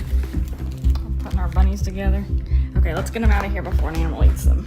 We've had Nugget and Gladys for quite a while, but their hatred of one another has made us have to keep them apart. Until now. The first step to any good friendship is getting stuffed into a box and driven around long enough to distract you from being mortal enemies. Come on. Ibu has slain too many rabbits in her prime, so she must stay in the basement while we bond these bunnies. She hates the basement. As for you, I could honestly see the cats befriending the bunnies much sooner than Ibu ever would, but I've also learned that cats' brains jump between playtime and destroy the earth time too quickly to take that risk. The wife is spending her time off from work, sitting in this room with these punks as long as it takes. What if they just like loved each other the whole time? Wouldn't that be awesome? Her role will be to monitor their behavior and deter any unseemly activities. It's humping. Humping is the unseemly activity.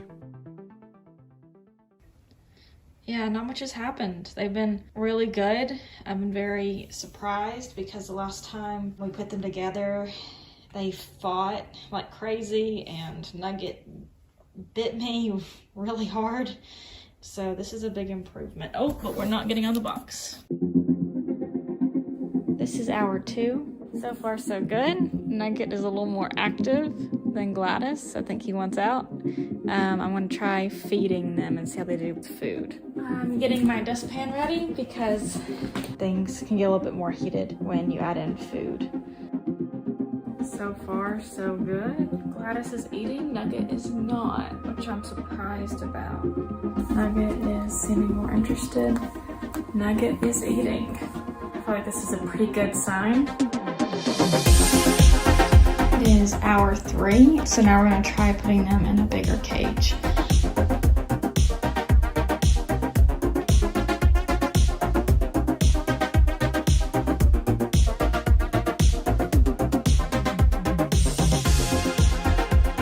While Nugget is much younger than Gladys, he has quickly become the butthead of the two. He's always been the one to chase and hump Gladys, so I was expecting him to be the first to strike. But lo and behold. I want to consider this not okay. Come on.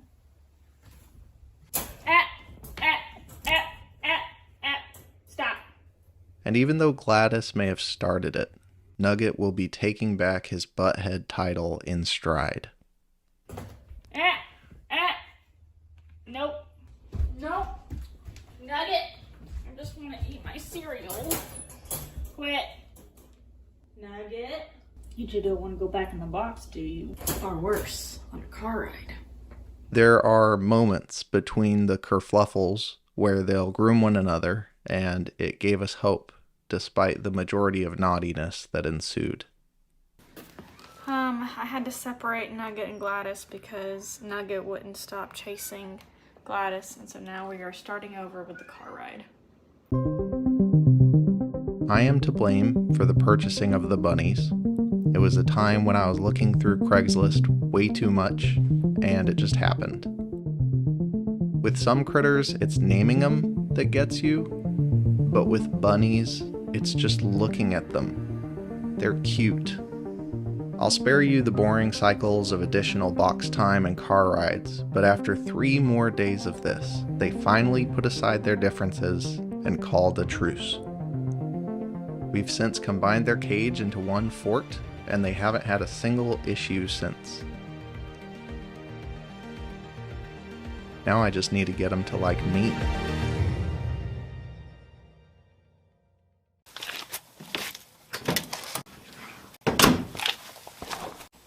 It's gonna be quite sad how much she appreciates this. I just can't believe I'm yours. I must have done something good to deserve you. I'm not superstitious, it's just a suspicion, but I feel it in my bones. Ever since the day we met, I just knew I must have done something good. Baby! That means so much to me. I know it does. Thank you. It shouldn't mean this much. And yet it does mean that much. But why? Why does a man making a bed draw such profound gratitude from his wife? Is it that in the mind of a woman, bed making is the primordial expression of love? Or could it be that I'm just really bad at doing my share of the chores? Either way, it can't be harmful to keep it up, right? I mean, every part of my being resists acts of housework, and yet, when I give in, I'm discovering that it's really not that bad at all. It might, dare I say, be improving the state of our marriage. Look at those tiny little trees, they're cute. Oh, clear. We can see the worms. Yeah, it's plastic though. It wouldn't hold up very well. No matter how far, no matter wherever you are, I'm with you. Deep in your heart, my love, I'll stay when I'm away. Ooh, we can get them to cut them in half for us. That's a little bit cheaper, yeah. So if we do all wood instead of corrugated metal, it's gonna be 60 bucks. So instead of spending 500 bucks all at once for all 8 garden beds, we're gonna build one and make sure that we like it. Although there's miles to cross that stretch between us, you're all I dream of. There's nothing too great that can separate you from my love. So the good bits of some of this old cedar is going to be used to support the inside of the garden bed. It's so sad what silverfish can do to even cedar if given enough time.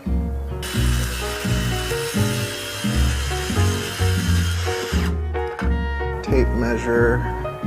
Ah, nope. Shoot, where's my tape measure? Where'd you go? It was in my pocket. Ooh, 11 inches, that's cool. The bed will be 2 inches taller than we thought.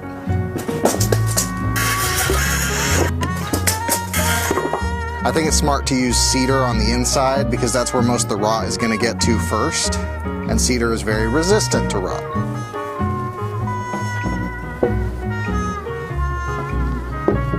How long are these babies?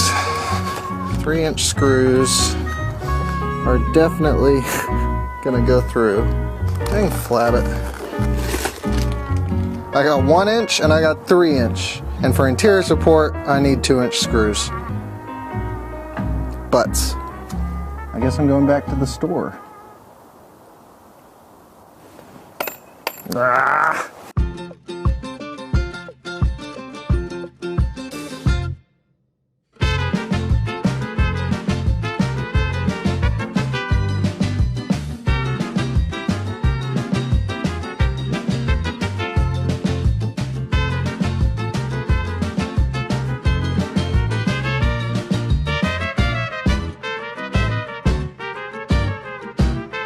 Pine does not have the longest rot resistance, but also in 5 years from now, I can see us redoing the whole garden. And so with the beds rotting in 5 years, it's going to be okay if we're redoing everything.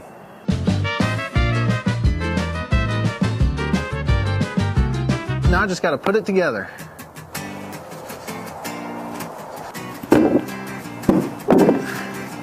You see it? You see it coming together? Short sides are going on the inside of the long ends.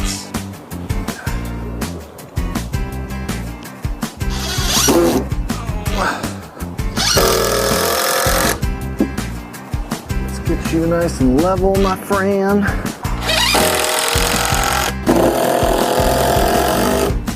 It is done. It is beautiful. And now only 7 more to go.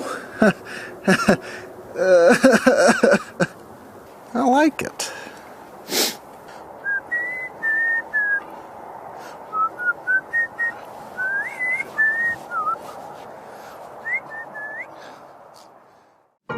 "'Twas the Wednesday before Christmas when all through the lot many people were shopping for gifts and whatnot, when out of the blue came a farmer quite tardy with the last Christmas tree, so little but hearty. He'd pushed off his list of festive to-dos till the very last minute, not a second to lose. Driving home with his tree so tiny but strong, he stepped on the gas and got home before long. His wife held it up as he fastened it down to a tree stand too big for this small Charlie Brown. And yet when they stood and looked at their trunk, they deemed it just rad enough for a quick fist bump. But a tree is no tree without things wrapped around every square inch of pine from the up to the down. They pulled out a box of ribbon and string, and thus they commenced tree decorating.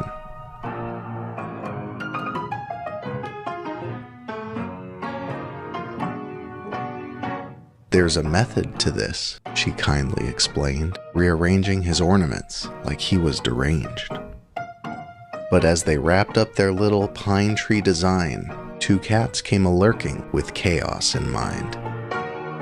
One poked at a ball, another jumped on the skirt, and soon their intentions became all too overt. They poked and they prodded at each dangling thing until they were professionally licensed at undecorating. At some point the farmer had had quite enough of fallen pine needles and the rest of that stuff.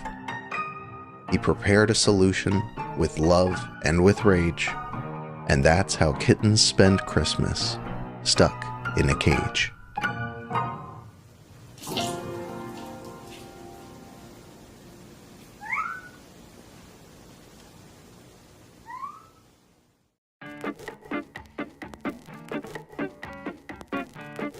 Welcome to the construction site.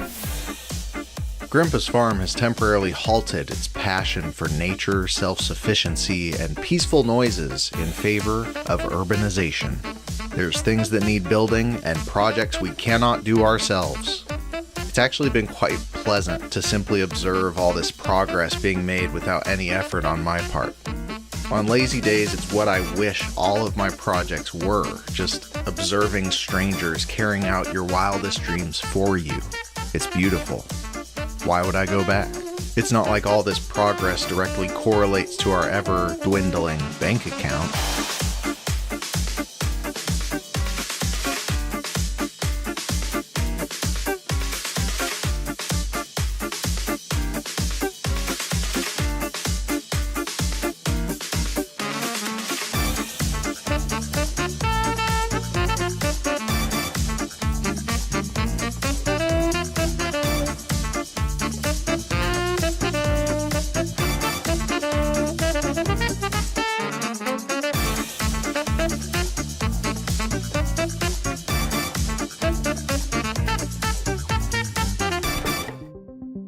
A 700-foot water line now runs from the road to a spigot to the soon-to-be in-laws' house to the future home of the party barn. It stretches halfway across the whole property. That 24 by 40 foot concrete pad will soon be the home of all parties, the gathering place for every future birthday, holiday, and quiet time when the wife is mad at me. The quality of the interior will determine who ends up where on such days. We'll be building this massive structure by hand. This was not plan A, but it turns out that people want money when they build things, so we found the cheapest labor around, us. But before anything can commence with the party barn, we'll have to first build the garage. Why? Because my father-in-law needs somewhere to work on 2 tractors, 4 ATVs, 5 lawnmowers, and 33.5 cars sitting around here. Apparently, utility takes priority over parties and the barns where they happen. But when I start working on cars, maybe I'll have more of a say on which less useful building gets built first.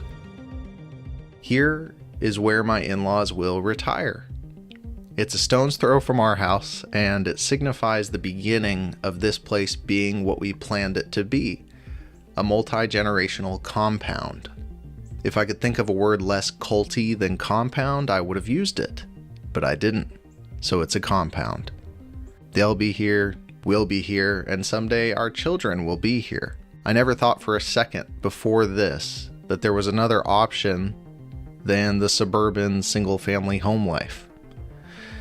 And yet here we are, living the antithesis of that very thing. To put it any other way would be to lie to myself. It's going to be as amazing as it is awkward, and I'm ready for it.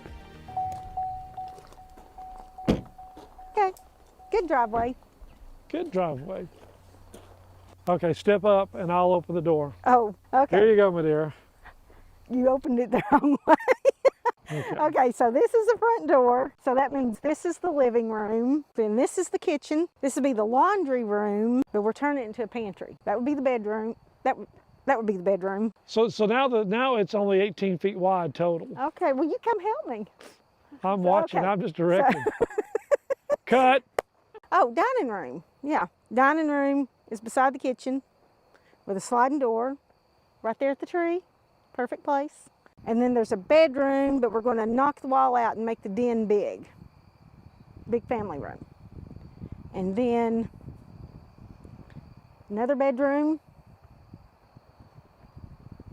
bathroom, bedroom.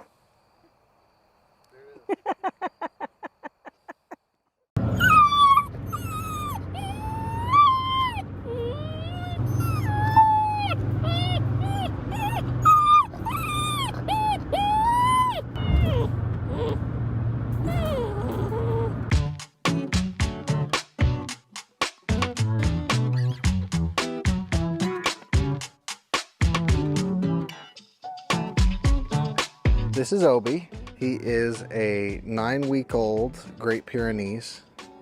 At some point, Job, Fraser, and Ibu all looked at me and they were trying to get permission to be like, do you want me to take him out? Do you want me to put him down for you? They're all still warming up to him, but I think they'll get there. For the time being though, Ibu is wearing a muzzle because she's an abused dog. It takes her a little longer to acclimate to new people and new creatures. What are you doing? This first week has been kind of rough when it comes to sleep schedules. Great Pyrenees are nocturnal because when the shepherd goes to bed, these guys are supposed to take care of the flock at night. So our nights are composed of a lot of whining and barking, saying, let me go, let me get out of here, come on. So as of today, there are now 2 bunnies, 2 cats, and 2 dogs in our home. And you might be wondering why? Why would we do that to ourselves? Well, this guy is not exactly a pet. We're hoping that he will be our livestock guardian dog. He's gonna live out on the property with our chickens and eventually the goats and take care of them and protect them from the coyotes and whatever else is out here at night. He's gonna grow up in the house, but as he gets older, we're gonna transition him to being an outdoor dog. Quit. Why are you so bitey? Why are you so bitey? You're naughty. So every morning before work and every evening after work, me, him, and Ibu walk the property. And this is in hopes to sort of prepare him to guard our space. We're trying to get him familiarized with what's ours and what's not ours. We got plans for training him, but as of this week, all those plans have gone out the window. There's no training going on. There's just surviving a puppy. He's got a lot of freaking energy and he's very sassy. We're just trying to keep him alive and keep him from pooping in the house too often. If you know anything about Great Pyrenees, you know that this 15-pound dog will soon be 100 pounds plus. I think I read that at 6 months old, they're between 60 to 80 pounds. So he's gonna be a polar bear. Not only is he guarding the livestock, honestly, he's guarding me. At night like this, I get kind of nervous out here. And so the notion of having a polar bear on my side makes me feel like I'll enjoy being out here at night more because I'm not scared of a coyote eating me. But for the time being, the only one I'm worried about eating me is in fact Obi. Ow! In a few months, we'll actually be getting him a girlfriend. So there will be 2 of these crazy critters hanging out at our place. Get out of the way. Don't eat the phone. Get your mouth off the... You will now learn the art of patience. That's not the art of patience.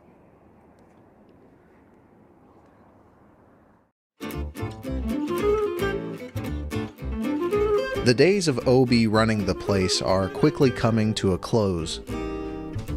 In his 2 weeks as head of the house, he has proven unfit for the position and will take a more junior role in the pack.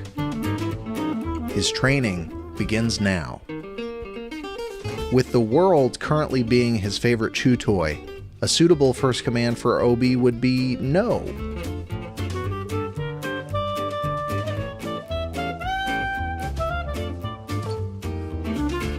See the treat?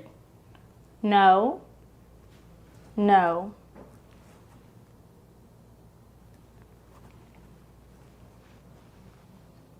No.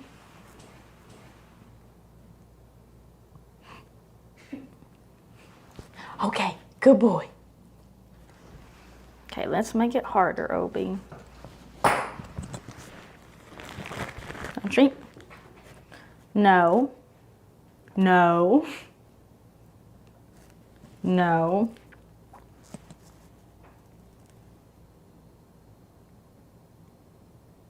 Okay, good boy. The next command we're teaching him is come. This is helpful in keeping him with us on walks or redirecting him from interacting with people and animals that he should not. Come here, Obi. Come here, Obi. Good boy. Good boy. Yeah. Obi, come here. Obi, come here. Come here. Obi, come here. Come here. Good boy. Good boy. Yeah. The third command is sit. In rowdy situations, this will calm him down to await further instructions. It'll also help him when he's tempted to jump up on people. You smell it? Yeah. Where? Oh, yeah. Where? Oh. What? Sit. Sit. Good boy. Good boy. Yeah, that's a good sit. That's a good sit. All right, let's get up. Let's get up. Yeah. Get up. We're moving. You gotta run around. Right. You ready? Sit. Good boy. Good boy. That's a good sit. Yeah, that's a good sit. Sit. Good boy. Good boy. That's a good sit. That's a good sit. Yeah, that's a good sit. Ow. Ow. Ow. Quit your biting. You hear me? Quit. Hey! Our sweet Obi here has ear mites, so I gotta give him his medicine. After him biting me so much, it's nice to sort of be able to manhandle him with a reason, because I'm taking care of him. Can kind of get back at him without feeling guilty. 1, 2, 3, 4. Yeah, there we go. You did it. You did it. Now we gotta rub it in. We're rubbing it in. Yeah. Yeah. Yeah, there you go. You feel good? Yeah. We decided to go in a different direction with the raised garden beds. We're doing metal instead of wood so they last longer.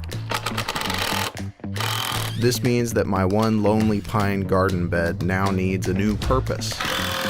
I'm breaking it down and rebuilding it as the frame for a 4-foot by 16-foot bridge. We need one because when the creek is full, it's quite difficult to get over without getting wet. I don't recommend anyone try what I'm attempting here because I have no idea what I'm doing.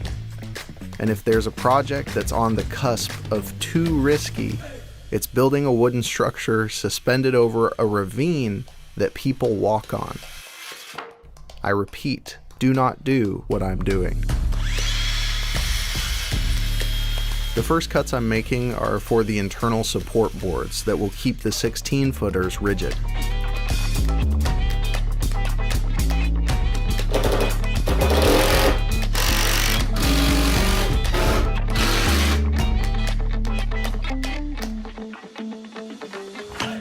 Up until this moment, safety has not crossed my mind, but I think it would be pertinent to do a little stress test on the bridge before I get it over the creek.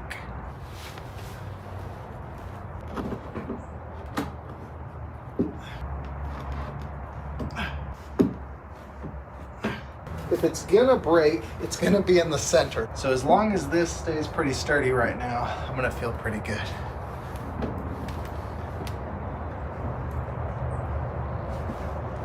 I think it's great. The last stress test is dragging it the half mile from here to the creek. If it can hold up against that, it'll hold up against anything.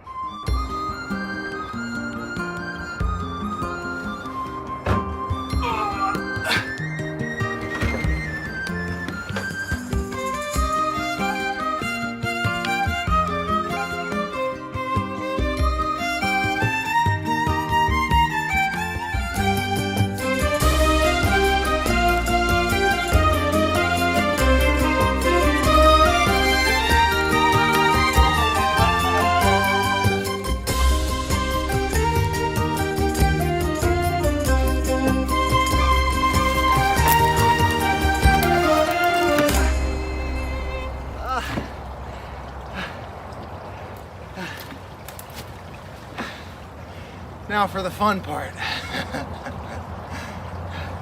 Shoot, I need some waders. Here we go. In the morning when I get up, I wish that we could stop and take each day. In the evening when I get home, always hope to find you all alone and out of harm's way.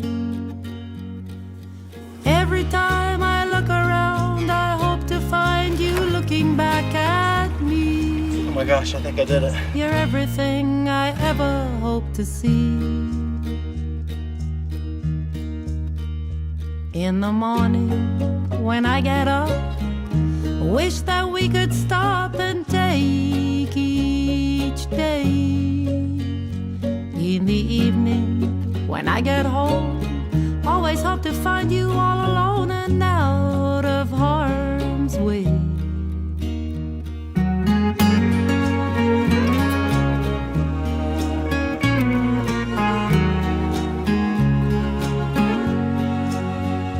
Every time I look around, I hope to find you looking back at me. You're everything I ever hope to see. It ain't pretty, but it's perfect. In the morning when I get up, I wish that we could stop. I wish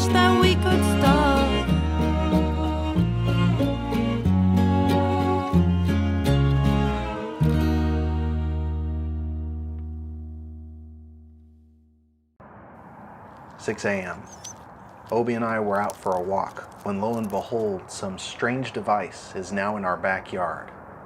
Upon further inspection, it appears to be a machine for tugging things. If only there was a way to know what it was here to tug. Turn it up. It's not loud enough. Turn it up. So everyone can hear it. Turn it up. So everyone can feel it. Turn it up. Live it up. This time ain't gonna last. Give it up. Past is in the past. It's not enough to just lay there feeling sad. So turn it up. Turn it up. So loud that you can't take it. Turn it up. Till the walls start shaking. Turn it up. Till the windows might start breaking. Turn it up. Turn it up.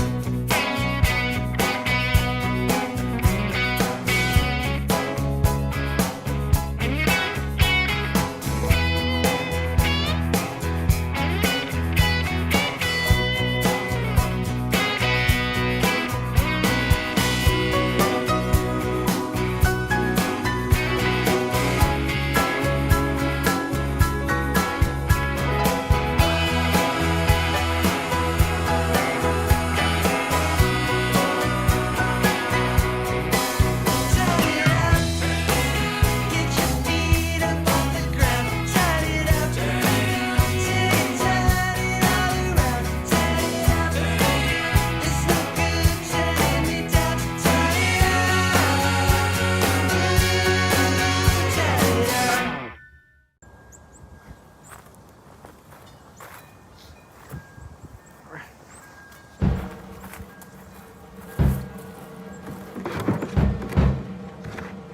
Obi has become a menace. He looks really cute at the moment, but don't let that fool you. He's a demon. The second the camera stops recording, chaos ensues. He bites everything. My ankles hurt. Scratch that. My everything hurts. The cats are quite sick of him, but they've been very, very gracious despite him being a terrible guest. I don't think they realize yet that he's not just visiting temporarily. I'm gonna have to break the news to him at some point. This is a good example of why you shouldn't have a Great Pyrenees inside. He's got a lot of energy and he wants to murder things. So he's gonna stay inside at night, but starting this week, he's gonna spend his days outside. So to make that happen, we're gonna build him and Ibu a fenced-in space. That fenced-in space will soon be our garden.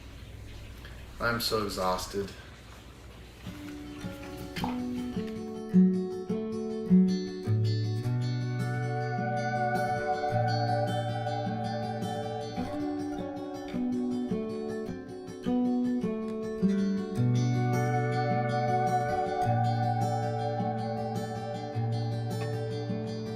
Take me out tonight and send me on my way. I'll have a little too much.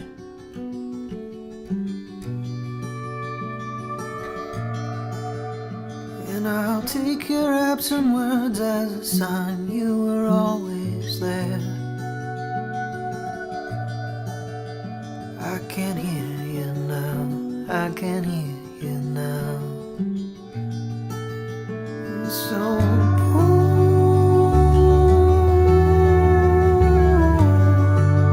me another drink right before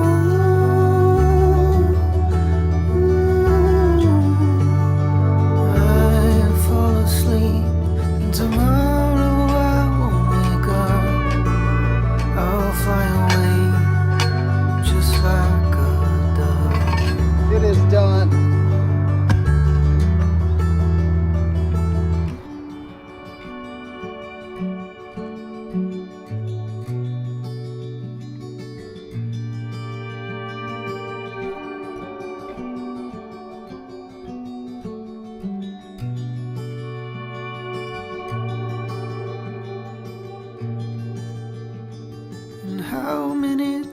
times does it take till we all completely break? I've been thinking about the low road, and if anybody knows, where's my peace of mind? Where's those 5 years? I want them back. Why do I always feel this way?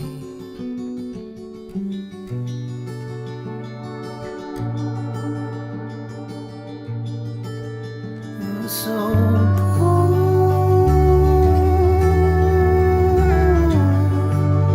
me another drink right before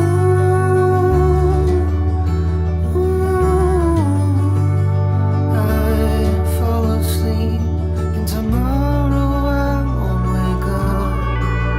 I'll fly away just like a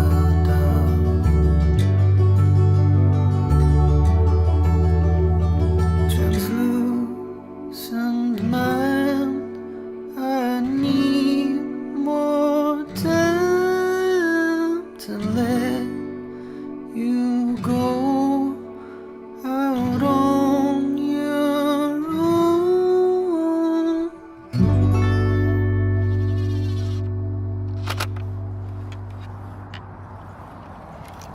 Oh yeah.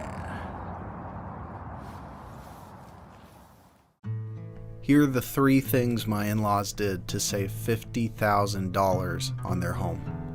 Going with board and batten vinyl walls instead of sheetrock. There are ways to make it look better, which we'll talk about later. Using contractors to do the footers, blocks, and install. It took longer, but was much cheaper than going through the manufactured home dealer. The biggest thing by far was getting a customized home that someone had recently backed out of purchasing. You can save so much money if you're willing to wait for the best deal. And without further ado, the tour. Welcome to the den. This is where the TV is going to hang. I'm going to take this out and use part of the shelf in the bathroom, I believe. We'll have a couple chairs and a large sectional couch here. Hopefully not too distant future, we're going to put a wood stove probably right there. This home has 3 guest bedrooms, I guess you would call them. They both have walk-in closets, very heavily covered with outlets. The next bedroom, we have a little cubby here that adjoins this, and then here's the other bedroom that mirrors the other one. And here is the guest bathroom. It's pretty good size. To the left is the smallest bedroom. I'm not sure what the size actually is. It's got a smaller closet.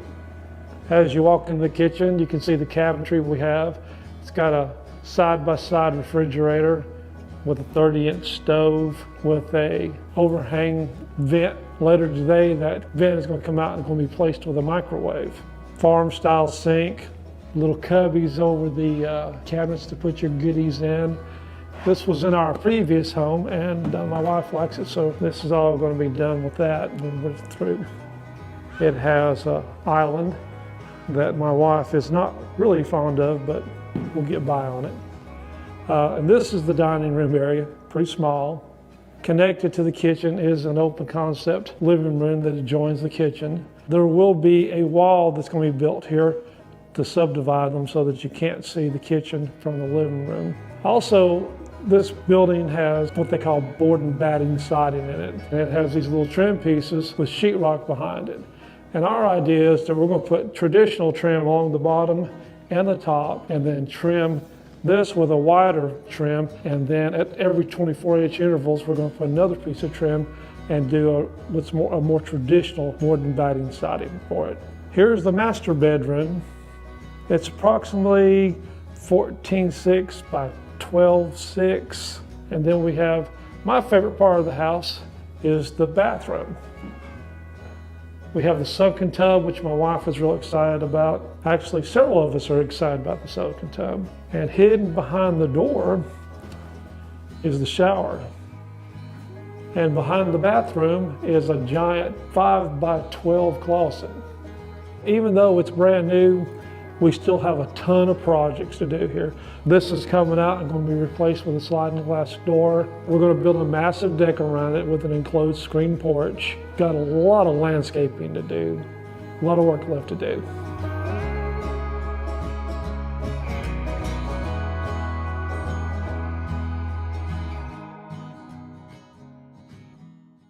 Yeah, now that I'm standing up, you're all humbled, aren't you?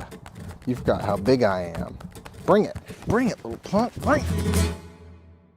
So it happened, Obi got worms. There's a day where he woke up and he seemed just a little lower energy than normal. He wasn't eating a lot. And then around lunchtime, he threw up. And when we checked his poops that day, we noticed that he had spaghetti-like worms. It hurt me to think that he's got those things inside him, but we got some dewormer in him and he's free of worms. It's great. As to how he got them, I have two theories. Number one, after it rains out here, there are a few places on the property where the water doesn't drain too well, and so it gets all murky and gross. When he was running off leash, he'd often go to those puddles, and then I'd catch him and get him away and all that. I'm wondering if he got sick drinking that gross stuff. Theory two, which I think is the more likely culprit, he was getting into our cat's litter box. If you want to get worms, that's the way to do it. This is exactly how he was behaving a month ago. He's just twice the size now. So we've since restricted his access to the cat's litter box, so that's not an issue anymore. Anytime we're near stagnant water, he's on a leash, so he's not drinking any grossness.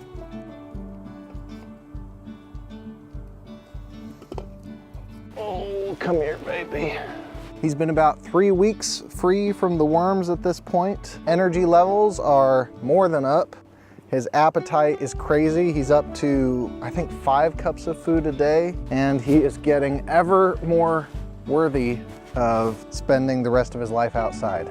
That's my toe. Okay, that's good. I can't say that he and Ibu are best friends yet, but I am super proud of how much Ibu tolerates him, because all of us have our moments with him. It's incredible how he and Ibu are almost the same size, and he is 4 months old. I'll fight you. Yeah. His teeth have gotten slightly less sharp as he gets bigger, but they can still do some damage. You wanna fight? I'll fight. Let's go. Come on. Yeah. You ready to go inside? Let's go inside.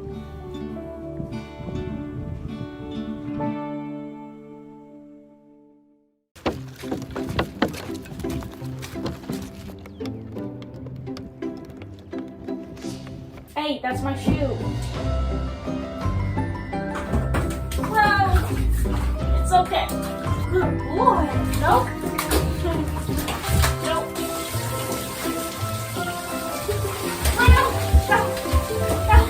Lots of water on the floor now. Panting. You feel so new. Oh, you're doing such a good job. Good boy. You good boy. Look at your baby gut.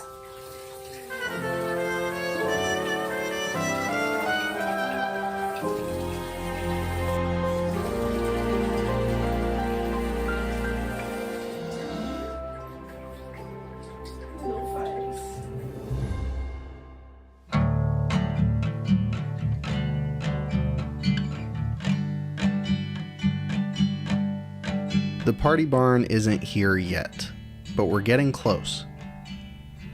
Close enough that we're starting to think about what the heck we're gonna need to put in it. We chose the house we're in now, but along with it came a lot of qualities that we would have designed differently had we started from scratch.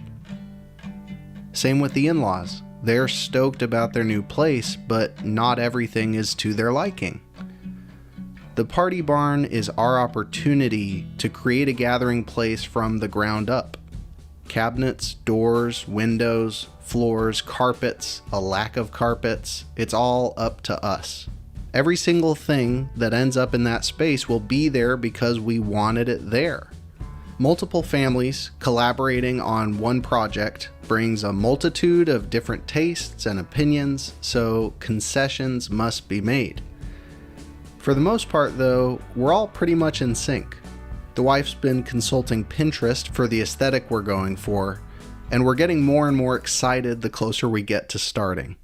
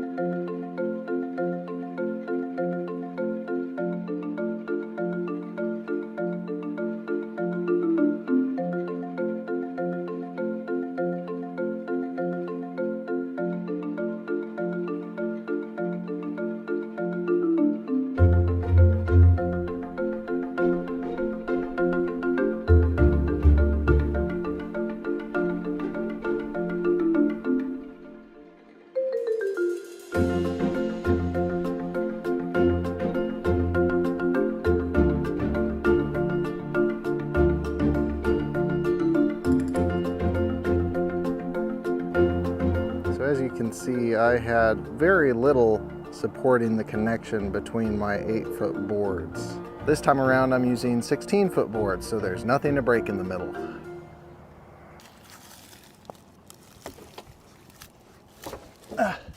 Come on, foot. I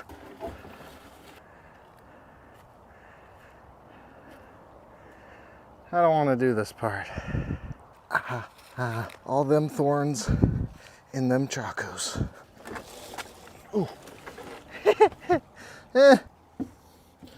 caught on something. Oh, it's caught on all those sticks.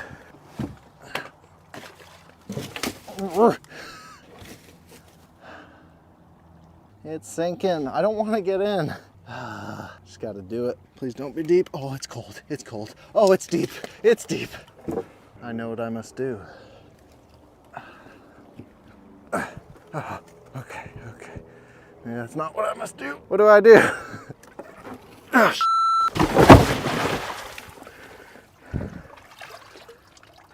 I'm okay, I think.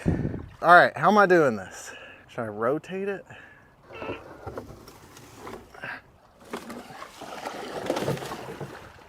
I love this. I love it so much. Why don't I just jump over the creek? Why do I have to go through all this just to make it a little bit easier the rest of the time? Who needs bridges? Not me. I'm wet. I'm cold. I'm ready.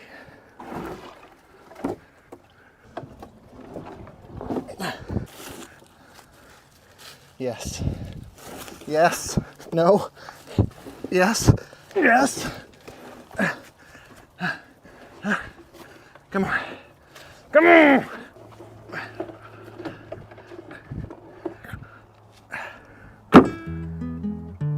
fun.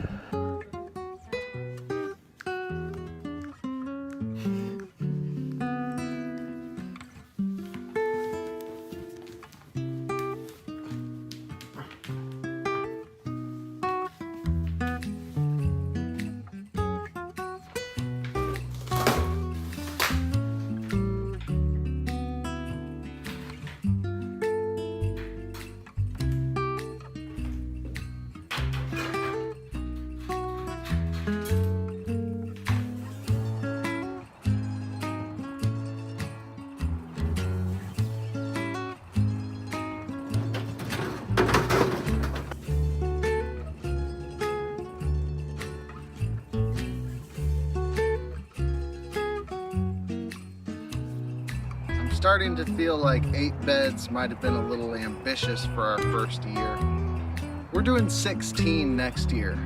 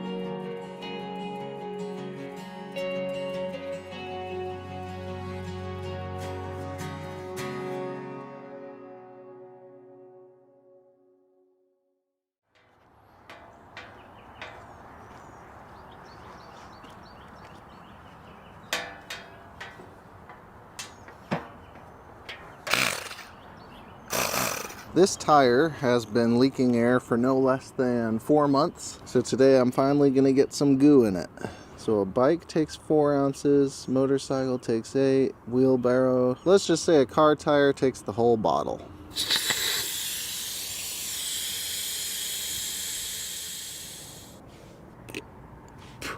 Not recommended for highway passenger vehicles. Oops. My hand strength. It's not good. How much slime is in this bottle? Oh, it's 32 ounces. Come on, baby. All right.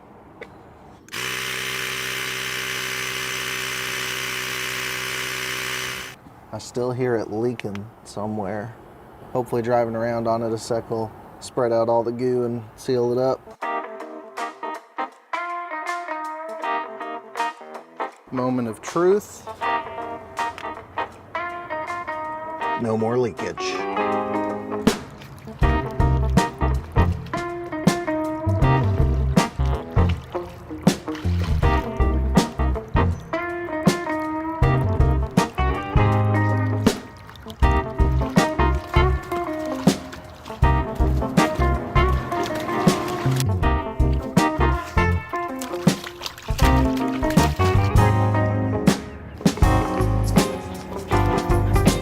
So I just picked up 100 7-foot posts that will be used to construct Obi's fence around the garden back there. So my first thought is we don't want to go through more than one gate to enter into the garden. So there needs to be a 2-fenced gateway that goes through here and then breaks off on either side and then surrounds the rest of the garden. I want Obi to have access to shade, so I think the fence is gonna cut through these 2 trees right here, and then maybe we can get some kind of pond situation over here to cool them off. I wanna be wary of these dead trees out here, make sure they're not in a position to knock down the fence. The only thing I'm nervous about is this water line. I have a sort of good idea of where it sits underground, but I'm not positive, so hopefully when I'm digging, I don't pull up any blue tubing.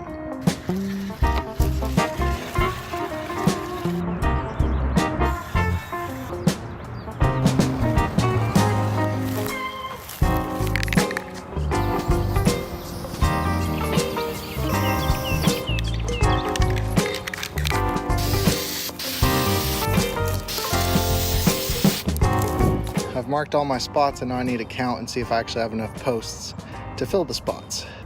1, 2, 3, 44, 45, 91, 92. I got 7 boards to spare. I'm actually really pleased about that because those trees are gonna fall at some point, and when they do, it'll be nice to have some backup posts.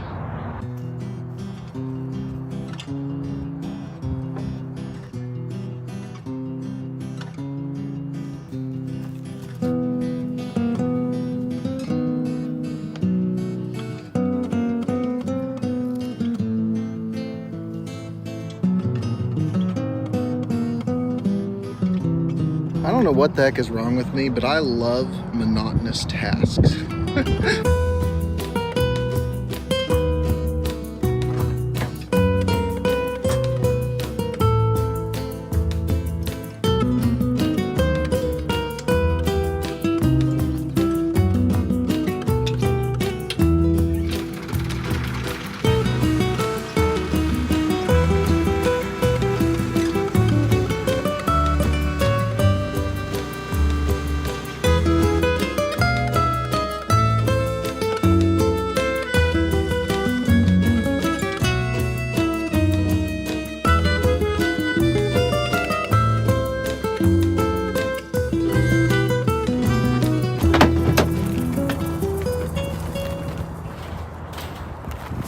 I think it's something like 3,000 square feet in total, which is going to be an awesome upgrade for Obi as he's been living in the house for a few months. And I feel like this is the safest setup for our chickens. We're going to build their coop into the garden fence, and then Obi's fence will surround that, and within that they'll have 2 Great Pyrenees protecting them.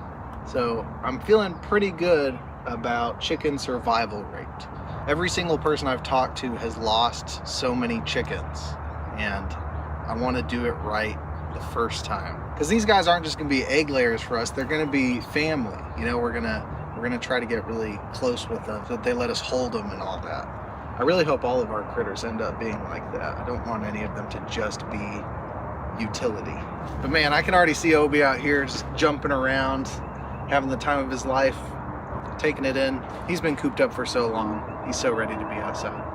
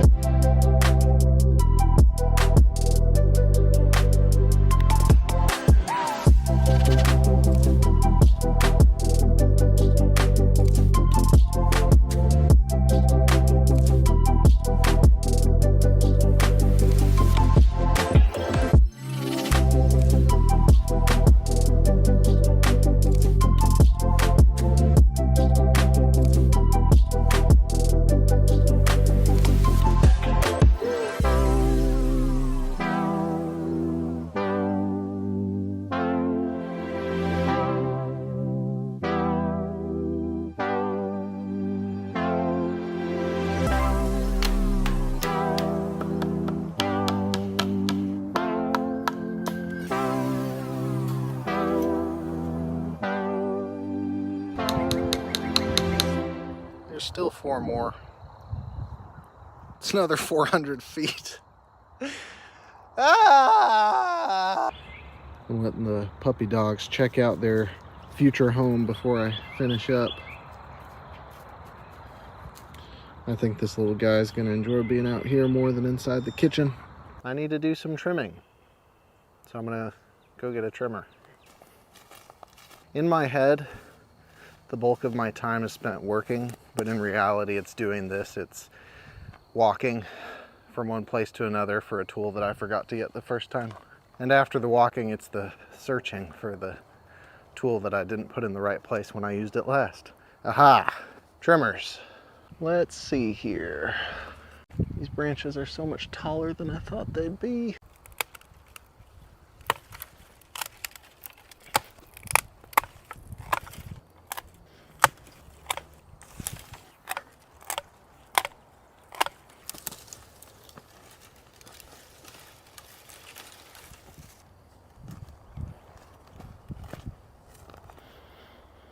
that'll do for now.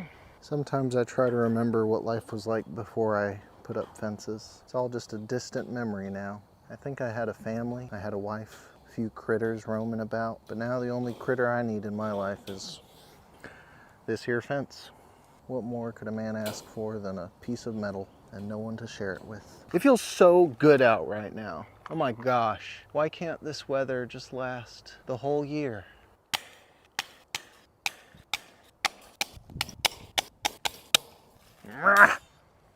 The longer I do this, the more I'm coming to accept how simple a man I really am. I used to think I was very complex and deep and philosophical, but when it comes down to it, I am happiest when I'm doing things like this. As big as this space is for the dogs, I think they're gonna spend 95% of their time sitting underneath these trees, which is exactly what I would do if I were a dog sitting outside all day. I keep getting my fingers caught between the lines of fencing and it hurts. The mosquitoes are finally out. Oh, I've missed you guys. Where have you been all my life? And that's it. That's how you put up 600 feet of fence. I'm just kidding. There's a lot left.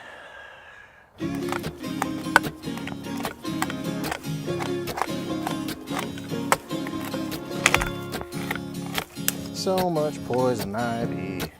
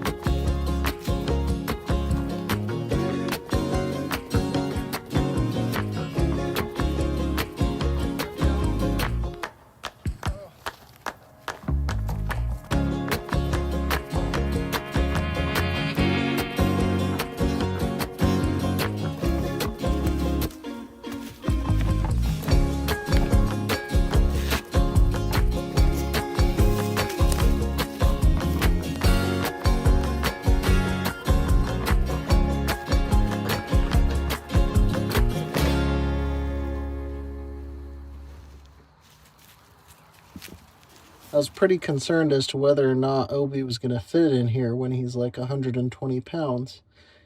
But I'm a lot bigger than that, so he'll probably be just fine. You coming in, Obi? He'll get there. Hi, Bill. Come on in, baby. Come on in. Isn't it cozy?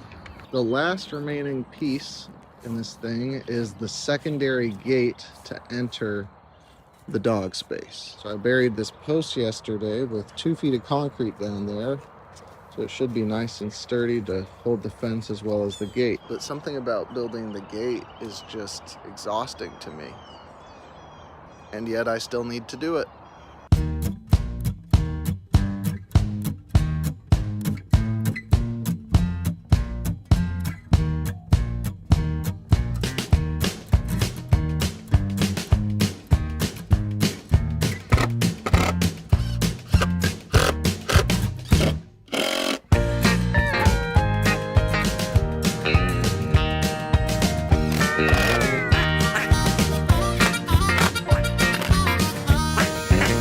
I think that'll do.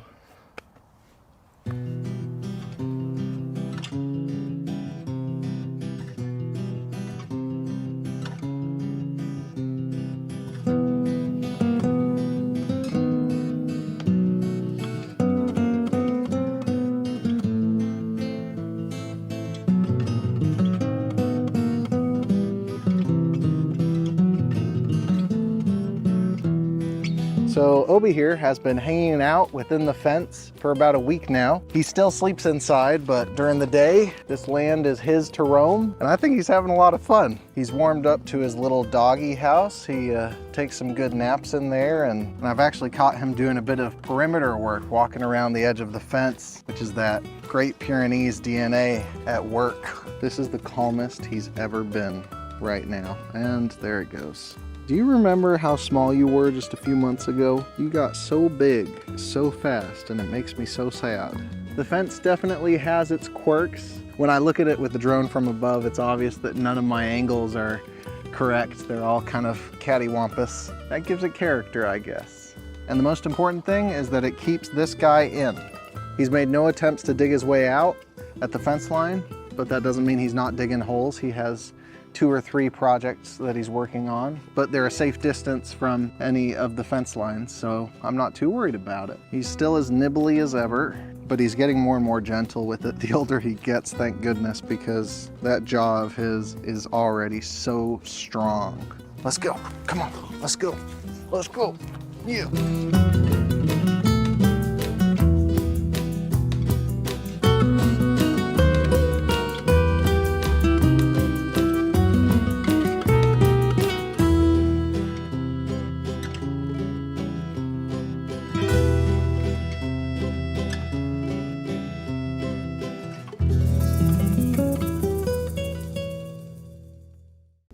You need to go look at the swing bed.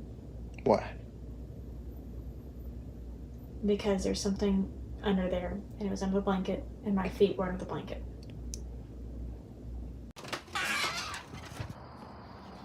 I'm pretty scared. I really have no idea what's gonna be under that blanket.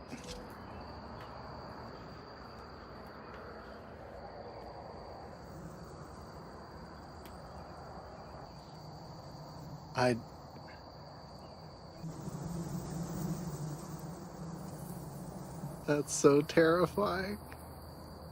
Are they eggs? I believe they're eggs, yeah, by what I looked up. What are we gonna do? I don't know. So here's my biggest fear. We're gonna rip open the cover. And it's just all... There's no mattress left. It's just eggs. What will we do with a drunken sailor? What will we do with a drunken sailor? What will we do with a drunken sailor early in the morning? Way, hey, and up she rises. Way, hey, and up she rises. Way, hey, and up she rises early in the morning. Shave his belly with a rusty razor. Shave his belly with a rusty razor. Shave his belly with a rusty razor early in the morning. Way, hey, and up she rises. Way, hey, and up she rises. Way, hey, and up she rises early in the morning.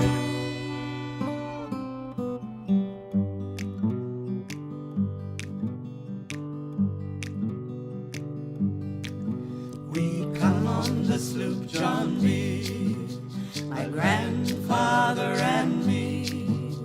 Around Nassau town we did roll, drinking all night. Got into a fight. Well, I feel so break up. I wanna go home. Hoist up the John B sails, see how the mainsail set. Call for the captain ashore. Let me go home. Let me go home. Let me go home. I wanna go home. Why don't you let me go home? Well, I feel so break up. I wanna go home. First mate, he got drunk.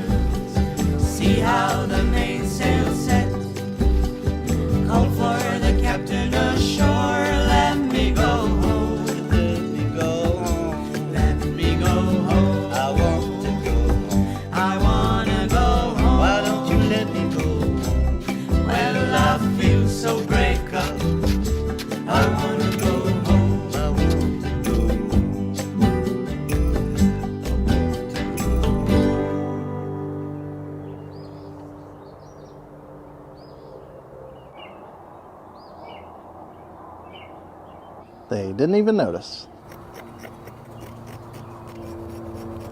Okay, now they're noticing. They are buzzing. They're starting to freak out.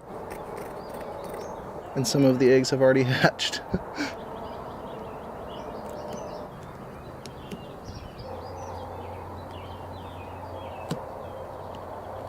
And now, the scary part.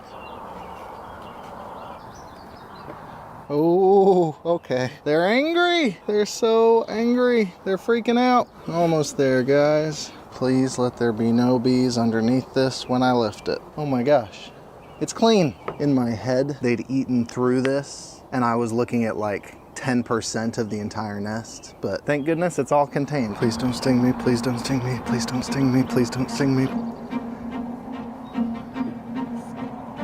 Let's take the tape off. They're probably hating all the noises bouncing around. There must be 24 eggs. I'm waiting for them to calm down before I lift the lid because I don't want them to start freaking out and potentially get lost in the new space. If it's not apparent, I don't know anything about bees. Here we go.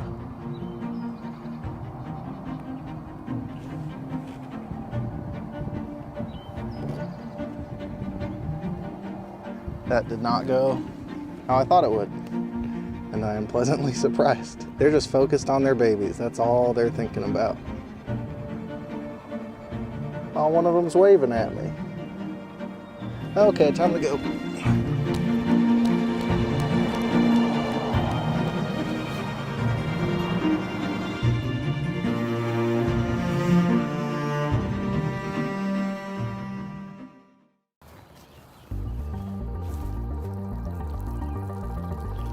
This is how every morning starts. And yet, this morning is no normal morning. That truck right there is carrying our party barn.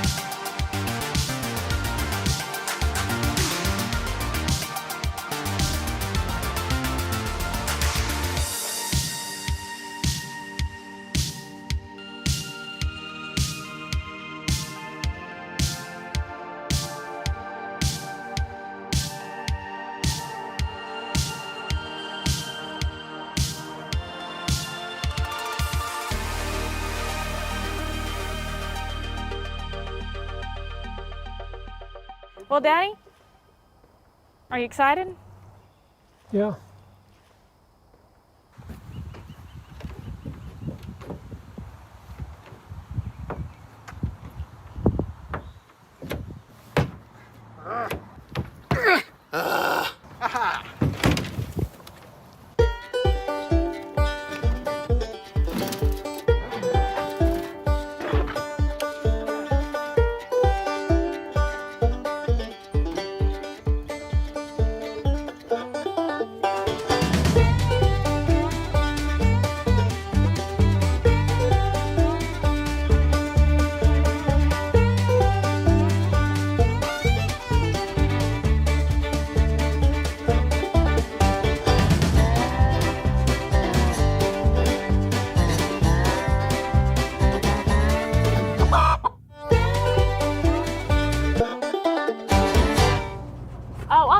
Stop it here because I just need to show him where the holes. Well, I guess we can go over. Just right here at the edge. You good? Well, no, not yet. I need to go a little higher. Can you go a little higher? Stop! Stop! Oh, you knocked over a tree. One right here. Let's put one right here. One right here. This will be where the cherry tree goes. Let's put one right here. Let's do right here. That'll be the last one. So there's 5 total. I will do it. Okay, Daddy, let's go pick up some trees.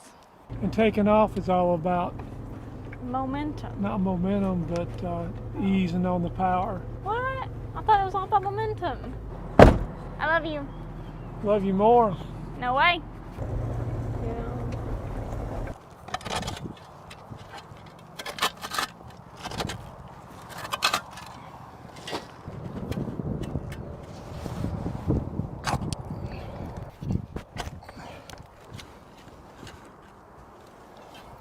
So what does this stuff do? Helps prevent transplant shock and encourages root growth. Look at my sweaty legs. A sweat? Ow. Everything's so stabby. Hey, you want to go get a load of dirt? No. You ready for me? Yeah. Oh, that's good. Oh. What are you laughing at?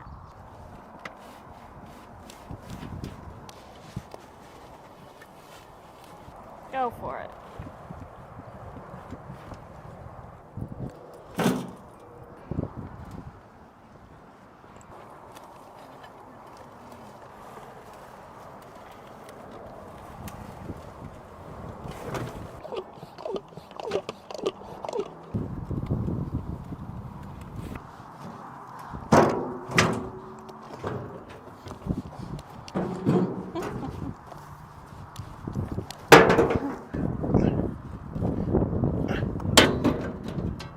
Thank you, baby.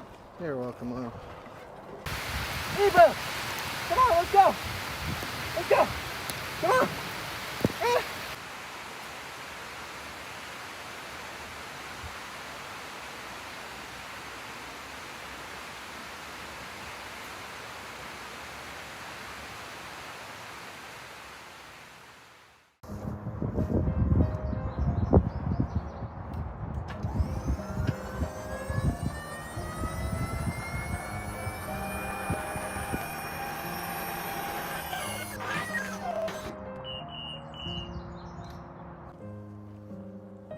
How do I get into this thing? Can it hold both of us? Yeah. Okay. Are you gonna take it all the way up or just roof line? We are going all the way up.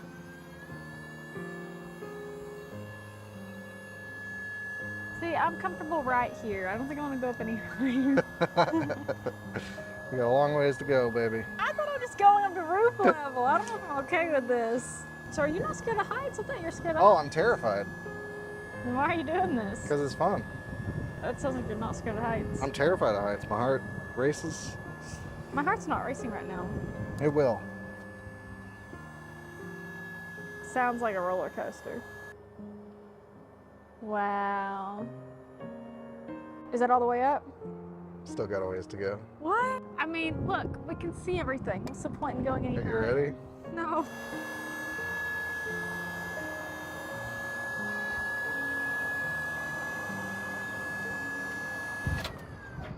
Have you looked straight down yet? Yeah. Okay, let's go. Yep, Let's go. I agree. I've got a special treat for y'all today. A sight few folks will ever get to see. Our unfinished basement in all its glory. I'm cleaning up the basement a bit today because we're about to buy chickens. That's them. Well, not the exact ones. They'll hang out down here with Obi for the first 2 months of their life. I'm gonna clear a space for them and then put Obi's cage right next to it. So he's spending the days outside and then sleeping with the chickens at a safe distance at night. I feel like I'm stalling at this point.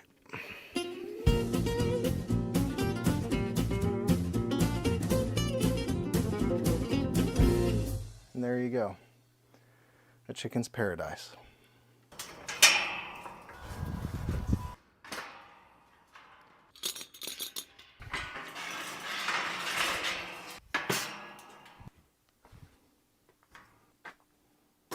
One sleeping kennel. And of course I gotta test it out, right? I just want to reiterate though, my dog is only sleeping in here.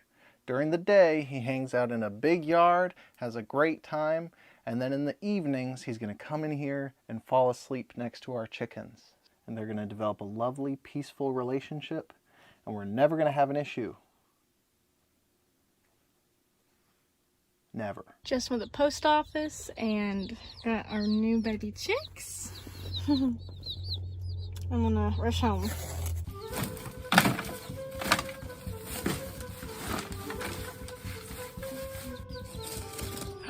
Hi, babies. Oh, there we go, little guy. How is that? Oh, they are so delicate. They are all huddled into one little corner of it. I'm not gonna hurt you. Little daredevil. Okay, you can get off my finger now. You my little friend, bud? We already got a little poop in here. Alright, here's some more water, babies.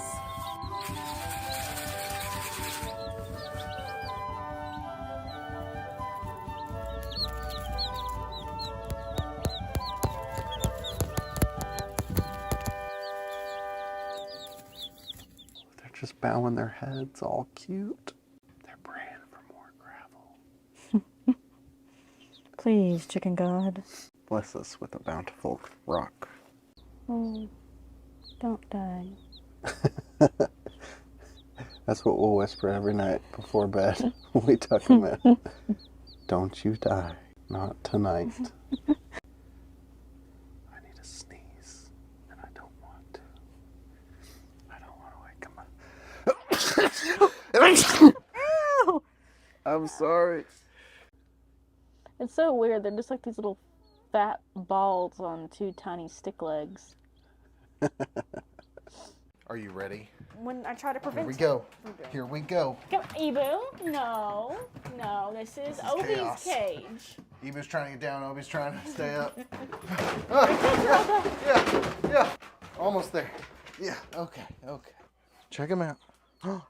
What's that? He's smelling the food. What's that? What's that? It's your chickies. What are those 16 little fur balls? These are your career, Obi. This is your purpose in life. It is why we got you. These are your babies now. I think he's feeling the weight of the world on his shoulders. You have to protect them from things in the air and things that slither on their belly and things that climb over fences. I'll call it good. I think he passes the test, the first test. Good job, puppy dog. Yeah.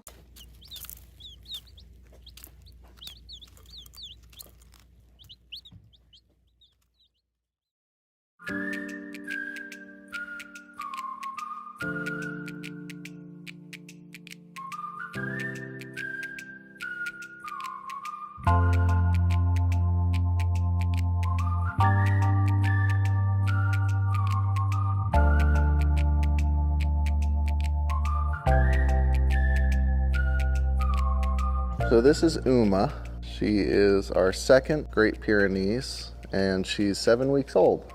This is Obi. Obi! Right now, Uma here sits at about 7 pounds, and Obi is about 70. When we first introduced Uma to Obi, she was absolutely terrified, which I feel like makes a lot of sense. Can you imagine being a tiny version of something and then seeing the ultimate version just standing over you? Obi's incredibly friendly, but he's incredibly clumsy. That makes for a terrifying interaction when it comes to being small. Do you guys want to go to the garden? All right. Let's go.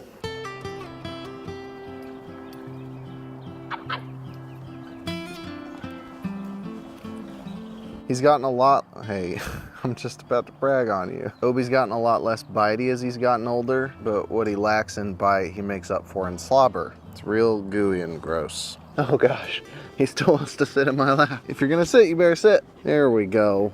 Look at this. Uma is currently the size of his head. Oh yeah, you get him. Show him who's boss. Yeah, get him. Get him.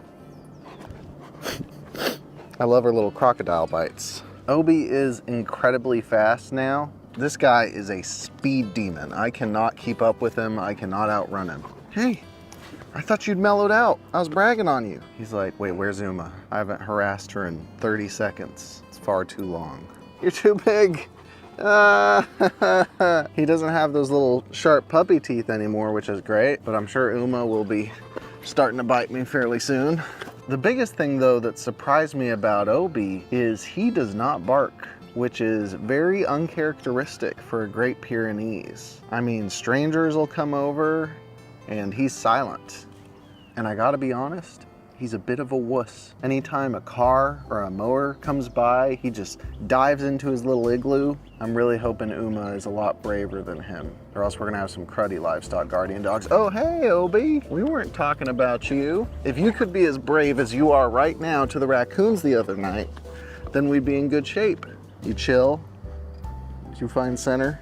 There's the belly, there's the belly. Oh, Uma looks so cute. Oh, she's establishing boundaries. She's snapping. Yeah, you show them. They're gonna be best friends someday. One difference that I see with her though is that she gets hiccups all the time.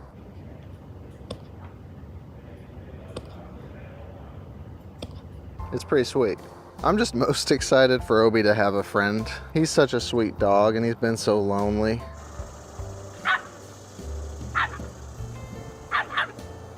Do you need help, Uma? Do I need to beat him up? Obi, I'm gonna beat you up. I'm gonna beat you up. Yeah, let's get it. You wanna fight? Yeah. Run, Uma. Run while you still can. Go. It'll be okay. Or just come to me. All right, I did what I can do. You're so sassy. Anyway, these are our dogs. You ready to get out of here, Uma? You ready to go home? Let's go home. Let's go home.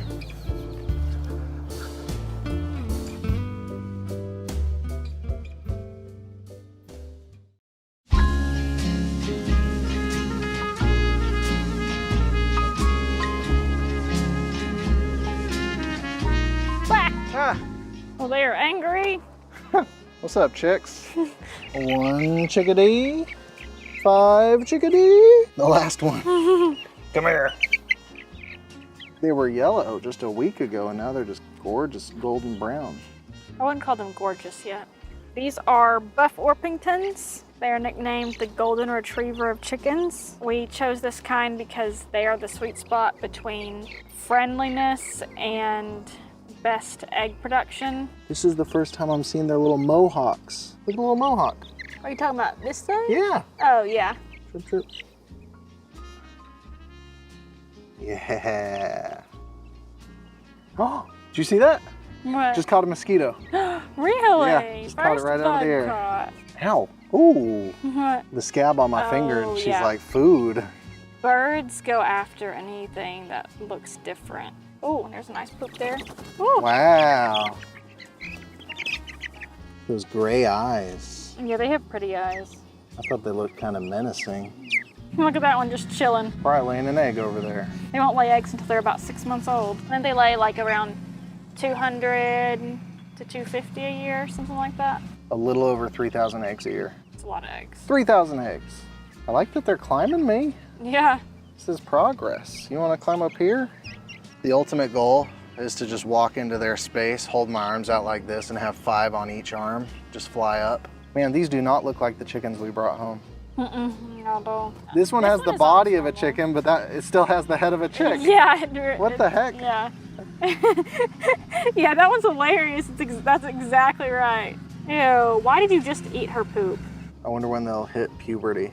Like 1 second it'll be cheep, and then the next will be choo. Oh. You said choo. I thought you were making a joke. The puberty version of a chicken goes from cheep to choop. I said choop. What did I say, choop? Yeah, I love their eyes. They're like gray blue. They haunt me. Some of them are getting some good drumsticks on them. Yeah? Yeah. You getting hungry? Yeah. How long did you say they're good egg layers for? 3 years? I think they're really good layers for about 3 years, and then they still lay, but it isn't as often after that. I want to do that too. Do it. Will you hang out on my leg? Just don't poop on it, okay? Ow! You got kind of sharp talons. I don't like this as much as I thought I would. Ow! Ow! Ow! Okay, yeah, I need to wear pants for this. Chirp, chirp. Chirp, chirp. Chirp. In my head, Obi and Uma are just gonna be taking naps, and these guys will be standing on top of them. In a perfect world, oh, this one's trying to eat my scab. In a perfect world, the chickens are just riding the Great Pyrenees around the yard. Nice.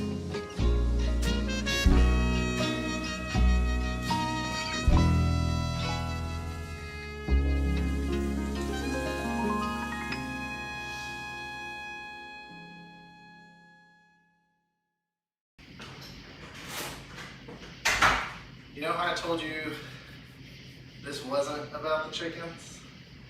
Yeah. It is about the chickens. They have a new sibling, but it's not a chicken. What is it?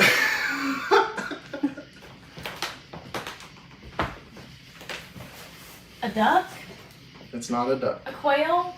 It's not a quail. A goose? It's not a goose. Okay, just tell me what it is. I'll give you one hint. Its name is Terry. It's a turkey. Hey, where did you get a turkey from? Here's the story.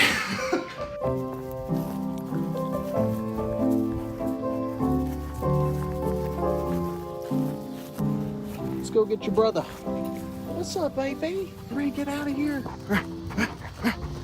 Yeah, yeah, yeah.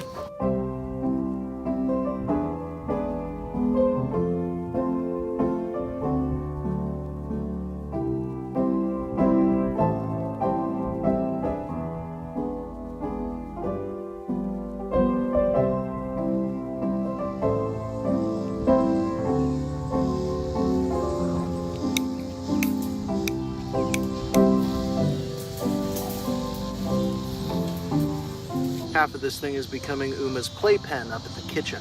Come here, Obi. Oh, yeah. Yeah. Come here, Ebo.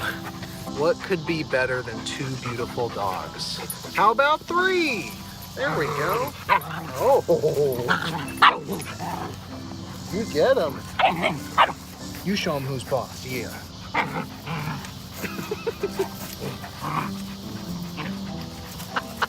Uma's getting really good at latching on to Obi's cheek.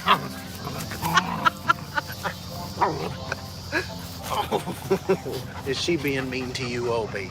Do you remember when I could carry you with one hand? And now that very hand fits inside your mouth. Oh, hi, baby. All right. Okay, I'm getting out of here. You guys are being mean.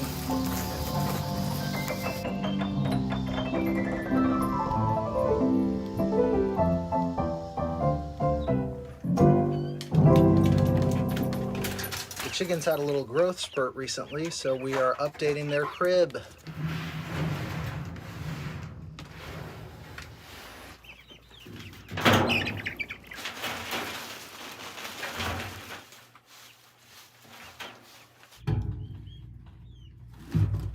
We were having a lot of trouble finding a usable water can, and then we found this thing. Inside each of these two cups is a little stick, and when the chickens poke that stick, water comes out. It's perfect. The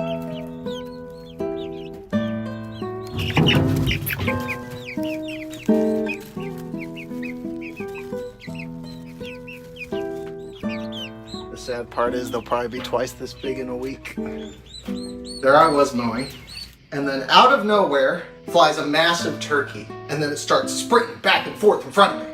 I'm like, and I pull back my mower and I see a little baby turkey head. Aww. And I almost start crying until I realize that that head is attached to a little turkey body, which is this guy. But I see 6 little baby turkeys running towards their mom. And I go to the other side of the field and I sit there for half an hour, and then she leaves. I come back and I'm like, did I kill a turkey? And I keep looking and I look for half an hour, and then this little guy was sitting there.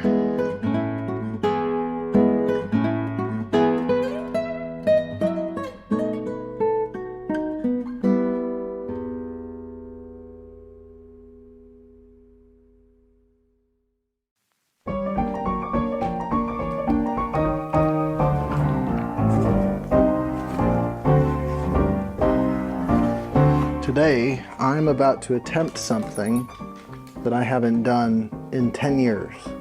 Ebu, this is one adventure I can't take you on. If I'm not back before nightfall, tell Mama I love her. Goodbye, my sweet prince. Adventure.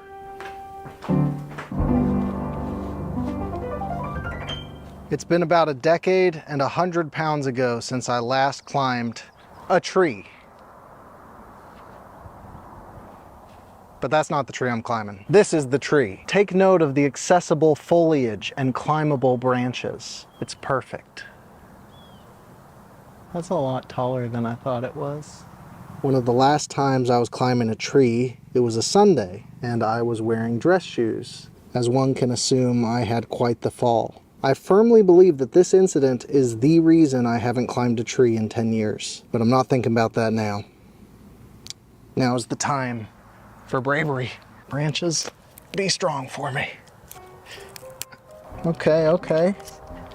Not too bad, not too bad. This is probably 6 feet up and it's nice. There's a little breeze going on. There's a 6 foot better view.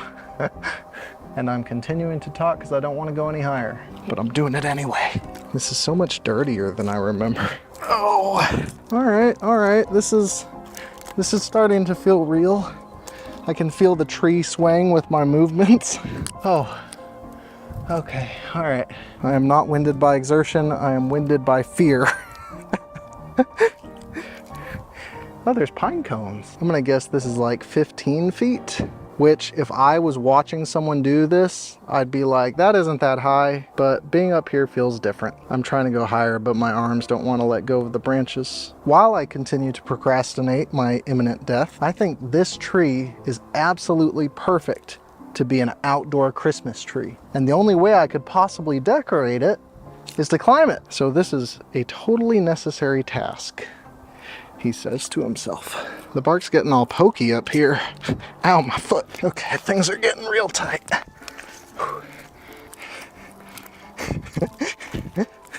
Mercy be. This is too much. This is too much. I feel like a cat. I don't think I can come down. Somebody call the fire department. I'm a 220 pound man. Why did I do this? Can I get up? No, yeah. All right, I can easily see the roof of the party barn. I can see fields that I don't usually see up here. It's beautiful, but it's scary. Can I just demonstrate for you how precarious this is? Check this out. You see that? See how the whole tree is swaying? Sweet ground, sweet ground.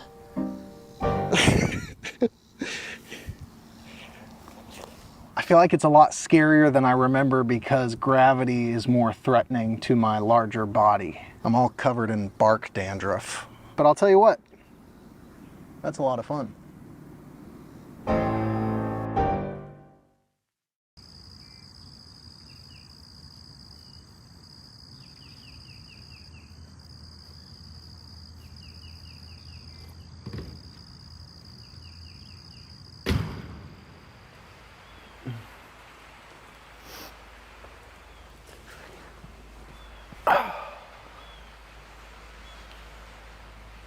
When I was a kid, my family would go to another family's house for New Year's Eve, and all the adults would be hanging out upstairs and the kids would be in the basement fending for themselves. I can remember Legos and pillows flying everywhere and screaming in every direction.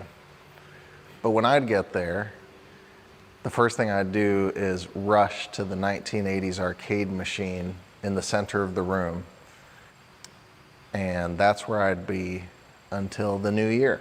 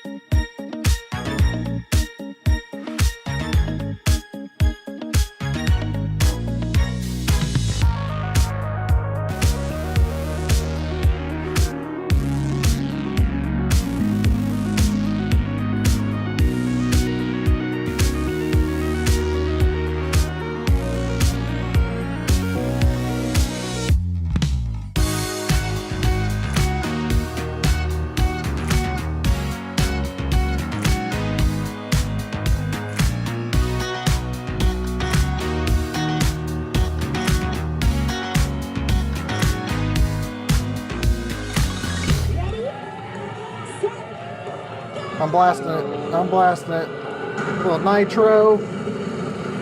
I'm moving.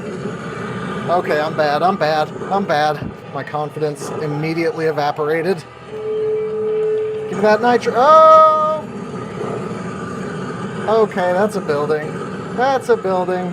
Okay, okay. I'm starting to... Nope, nope, not getting the hang... Nope. I'm only in 8th place. I quit. I'm returning it. This is bull crap. So I've had this thing for about a week now, and it's been a lot of fun. I'm still just as bad as I was the day that I got it, but it's a good time. I'd like to end up putting a bunch of different arcade machines in the party barn, but we're still about 4 months out from finishing that project, so it doesn't really make sense to buy any more of them until then. That being said, I'm a very impulsive person, and I feel like it's going to be really difficult for me not to buy more of them, even though we don't have the space for it, even though it doesn't make sense. But I'm going to do my best to stay strong and wait till the party barn is finished.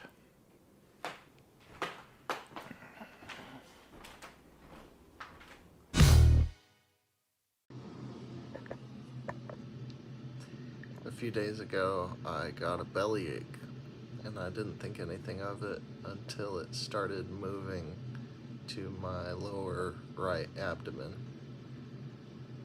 And it got to a point where I was getting cold sweats and starting to pass out from the pain. But being my dumb self, I decided to sleep it off, which I didn't have too much success with. I was up every hour throughout the night. And then I pushed it off the next day, laid in bed, cold sweats the whole day, kind of nauseous. It was not great. And at a certain point, my wife decides we're going to the emergency room.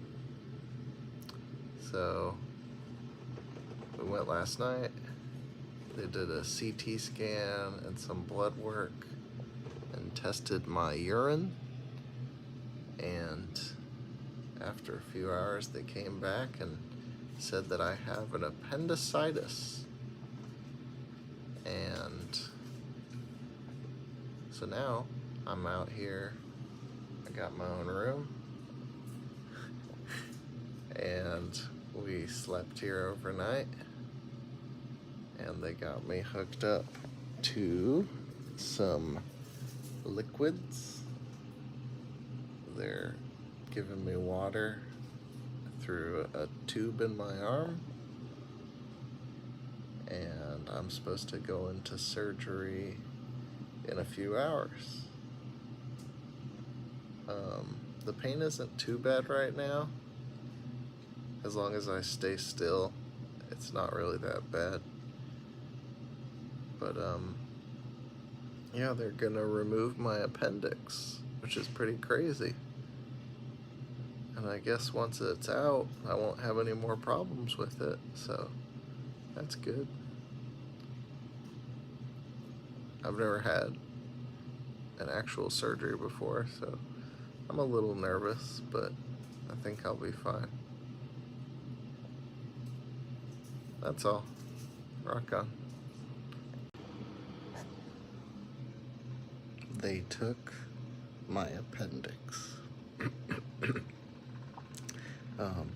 It's been about 2 hours since my surgery. I've been a little groggy up until now. I'm on some painkillers, and I feel pretty good. The experience itself was a little nerve-wracking just because there was a few hours between being brought down and being prepped and the surgery actually happening. So I started getting a little nervous, but everyone was really, really sweet. And I think the pinnacle of my fear, though, was as soon as they said, all right, it's time to go. And they're rolling me down the hall, and I'm getting closer. And then we get into the surgery room, and there's all these machines, and devices used to cut things. I think those are called knives, right? But they put me on some kind of sleeping stuff, and I made it about 30 seconds, and then I was out, and I woke up in another room, and then I was back here. So yeah, I'm pretty sore. I don't feel nearly as bad as I thought I would. I haven't eaten in 24 hours, but I think they're bringing me a lot of liquid foods, so that'll be good. And I need to take it slow for a few weeks, apparently. Can't really lift anything heavy for the time being. But overall, I'm pretty pleased. It's nice to know that my appendix won't harm me anymore. So, that's that. See you next week.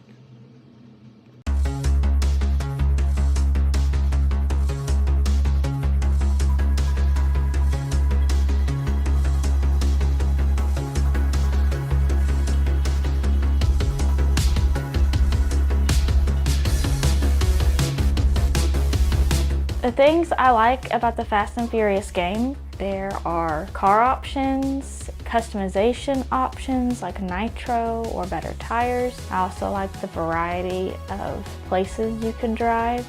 The things I don't like is that there's only 3 nitros available. The steering wheel is really hard to select with, but I'm not a big racing game person anyway because I always crash everywhere. It's still a lot of fun. I still enjoy having it even though I'm bad at it. I'm always 7th place. The things that I like about the Pac-Man game, when you get the big circles, you can eat the ghosts. I hear that you can learn the character traits of the different ghosts in order to give you an advantage in the game. The things that I do not like about the game is that it seems like there is a slight delay on the joystick when turning, and that in general it's a stressful game. The things that I enjoy about Mortal Kombat is there's a lot of gore. You get to kick your friends and family members' behinds. It's fast-paced, violent, and you can learn a variety of combos like fireball and bicycle kick. The thing that I don't like about the game is when nobody's with me to play and I have to play against the computer. The computer's a lot better than I am and I don't enjoy that. Overall, 10 out of 10 game. I love it. My review of this game is that I like that it has a lot of classics on it, which appeals to both the young and the not young. It has this cool rolly ball and this spinner. It also has the fire button and the super zapper. Some of these games are hard to play and they do require a lot of skill and agility with your fingers. The graphics aren't as cool as like Mortal Kombat or the racing game, but the strategy and nostalgia makes it a favorite. The things that I like about the Terminator 2 Judgment Day arcade machine is that it has guns. There is a missile button. The graphics are cool. I really enjoy that there's a setting where you can keep coming back to life as someone who's not good at video games. That's fun for me, but you can also turn that off. I enjoy that you can play it with 2 people. The things I do not enjoy is that the left gun seems to need some calibration. I wish it was just automatically calibrated well. I also think that sometimes the amount of things they throw at you is a little overwhelming, even for 2 people. I do really enjoy the smart bomb too. The smart bomb is fun. The order of my rating would be number 1, Mortal Kombat. Number 2 would be Terminator 2 Judgment Day. Number 3 would be the Atari. Number 4 would be Fast and Furious. And number 5 would be Pac-Man. My closing remarks is that we have too many arcades. This happened faster than I anticipated. That's it.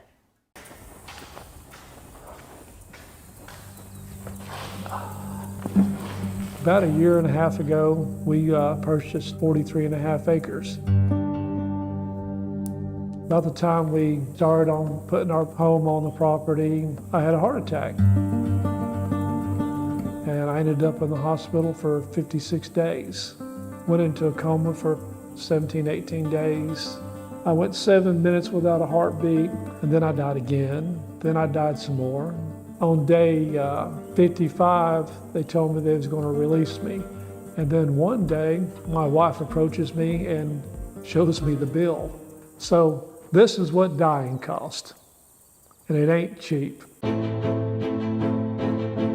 $91,198, $41,314, $24,888, $65,000 for a pacemaker, $25,656, $10,802, $93,012, $25,949, $22,111, $29,419, $26,266, $11,075, $508,682 for a grand total, and get ready for a heart attack, $1,114,000.83. I'm thankful for a lot of things. One, that I'm alive. Two, for all the prayers and God's help. The love of my family and the huge support that I had from work and home and Facebook. It was unbelievable. I had thousands of people actually praying for me. But I'd also like to thank all the doctors and the nurses. They did an amazing job. Thank God for the insurance. Out of that million, I only have to pay $6,500. And the moral of the story is, when your check engine light comes on, go get it checked. Don't wait like I did until you're immobile and can't do anything.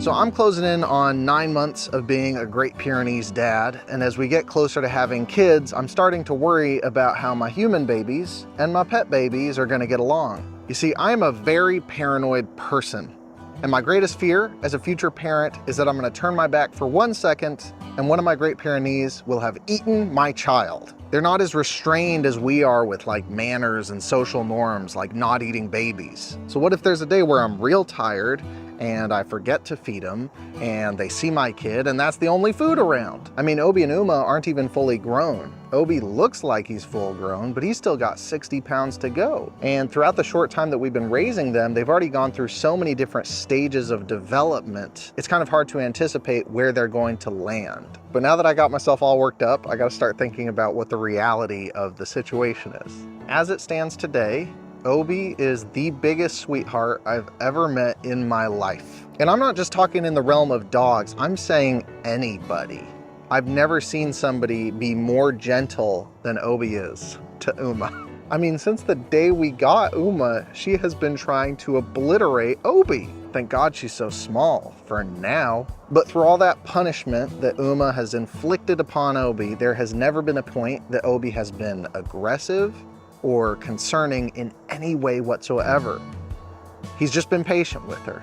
I can't yet praise Uma though, because she has just been a menace. She just likes biting and stealing all the other critters' food and jumping up on you like a monster. But my hope is that this is more of a puppy stage than a personality. But beyond their individual characteristics at this point, I gotta look at the breed as a whole. The Great Pyrenees was developed to protect livestock, creatures that are smaller and more vulnerable than them. For hundreds of years, these dogs have been bred to take care of helpless things. Granted, to be as good as they are at protecting livestock, they have to be powerful. And I recently discovered that the bite force of a Great Pyrenees is actually 2 times that of a pit bull. I didn't know that Great Pyrenees have one of the strongest bites of any dog ever. I mean, it makes sense. If wolves are going after some sheep, you want the Great Pyrenees to be able to take the wolf out. And so Great Pyrenees just have this wide spectrum of potential. On one end being they can murder things. But on the other end, they have this natural inclination to be sweethearts. But when it comes down to it, it's gonna be the relationship that Obi and Uma develop with us, with the chickens, and with our babies. And it's gonna require whatever amount of effort is necessary to show Obi and Uma that our kids are part of our flock. So, am I gonna leave my newborn in the garden to be babysat by my 2 Great Pyrenees? I don't think so. But when I'm walking the property at night with my kid, you better believe there's gonna be 2 massive Great Pyrenees walking beside us, looking out for trouble. Because that's what they do.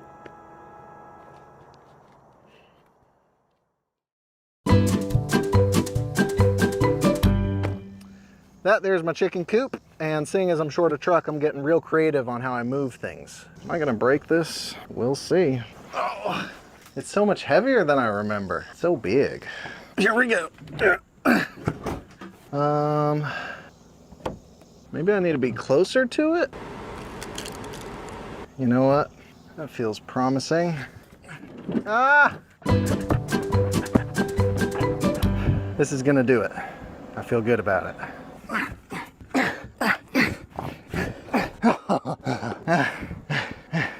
Oh, that looks nice and secure, right? Perfectly stable. We're gonna go nice and easy. No rush here. We're gonna take our time. Yeah, this ain't so bad. Shoot, I was worried for nothing. Everything is fine.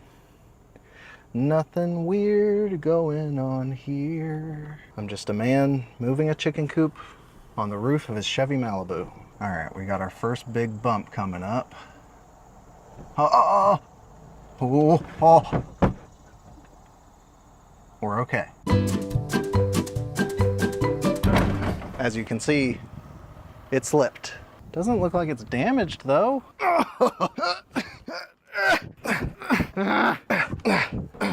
Okay. Woo, hot. I'm going to move an inch at a time. Why's this hill gotta be so steep? Can you even tell that I'm moving right now? Oh, I'm starting to feel the incline. Be sweet. Oh gosh, feels like I'm at the top of a roller coaster.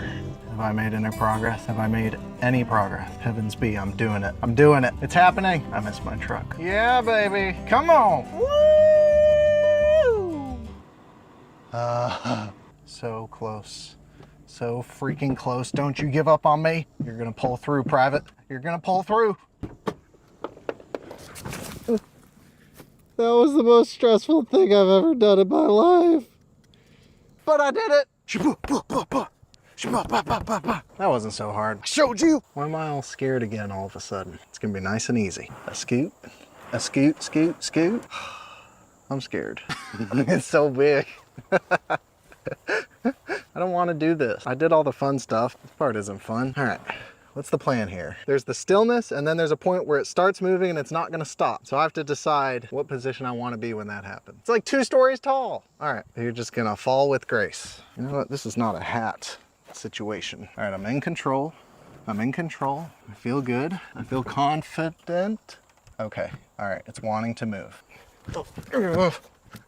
Don't break the mirror. Don't break the mirror.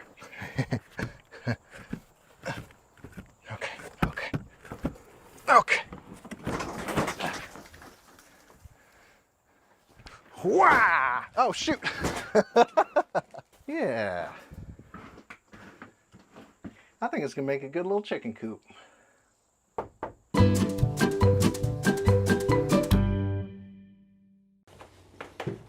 You ready? The chickens have spent the day in the garden, so I'm locking them up for the night to keep them safe from the coyotes. Hello, puppy dogs. Hello, puppies. Hi. Hi, Uma. If you thought all this white stuff was snow, you would be wrong. It used to be a lovely doggy bed that sat in their igloo, and it lasted about 20 seconds. So now I have non-melting snow. It appears Uma has claimed this hay bale as her throne.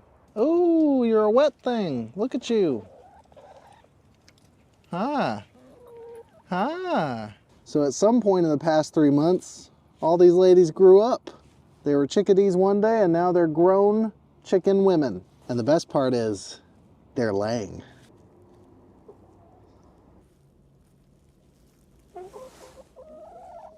Let's see how many eggs we got today, ladies. I am counting 1, 2, 3, 4, 5, 6, 7, 8, 9, 10, 11, 12. And there's one that doesn't lay in the coop. She hides at different places. Where is it? Aha! Look at that. I mean, it was fun at first, but they're laying so many eggs, we don't know what to do with them. Good night, chickadees.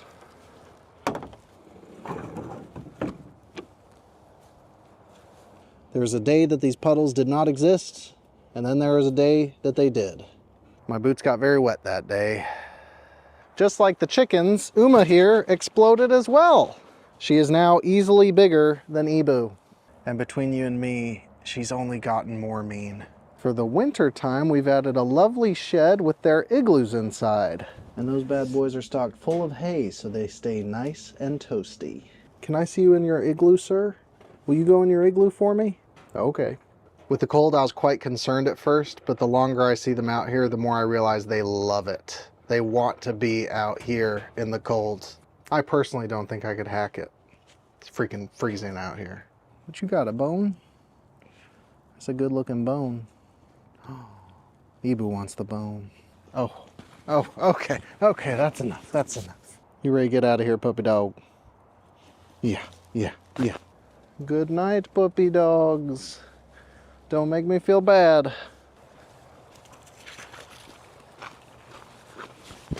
It blows my mind how dead everything is this time of year. I hate it. I want everything to be green and lush all year round.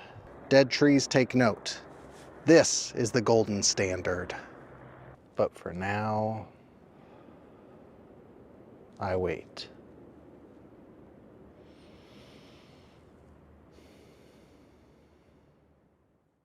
We're supposed to get 4 inches of snow tomorrow. And having been here 2 years at this point, it is high time that we try some sledding. I hear my puppy dogs. Hello, poopies. You're so jumpy. Oh, you just need to be in a constant embrace, don't you? You're loved, I promise. You're a good dog. These are very powerful dogs. Very sweet, but very powerful. No, the beanie. This is why I don't let you borrow my hats, because I know you're not going to give it back. Oh, you got gorgeous teeth. They're pearly white. Good work. Keep on brushing. I remember a year ago seeing one of these guys out in public, and I was like, that is a bear. That is scary. I will never own one of these. And now I got 2 of them. It's great. Hello, ladies. Bark, bark. Now that these guys are bigger, we're getting ready to put colored anklets on them so that we can identify and name them.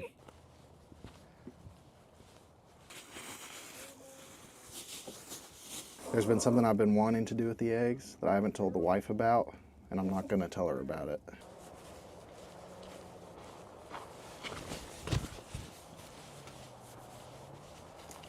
All right, moment of truth.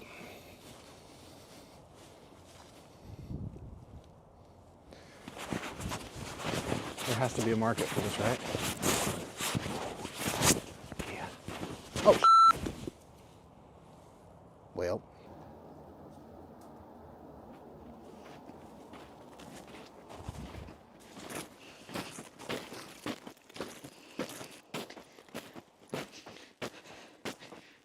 Puppies!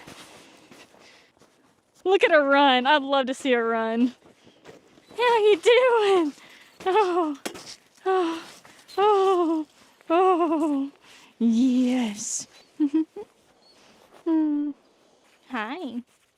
Can you give me a shake? Yeah, good girl. Give me a shake. Give me a shake. Oh, he's like, that's my job. Whoa. Hi. Hi, boy. Ah! Oh.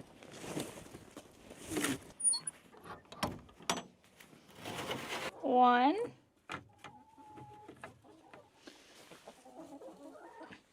Two. Ooh, that's a big one. 4, 5. That's pretty good for 0 degrees outside.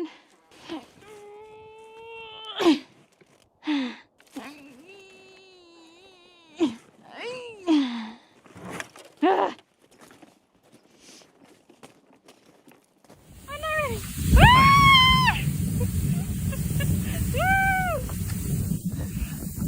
Ah! Ah! Are we gonna crash? Oh! That's the furthest one. We. Old boot. New boot. What finally got me to buy a new pair was my little pinky toe popping out in the snow. Which is so unlike you. I'm very confused by your resistance. Look, I'm glad you don't like those inner soles, because Job is already attacking them.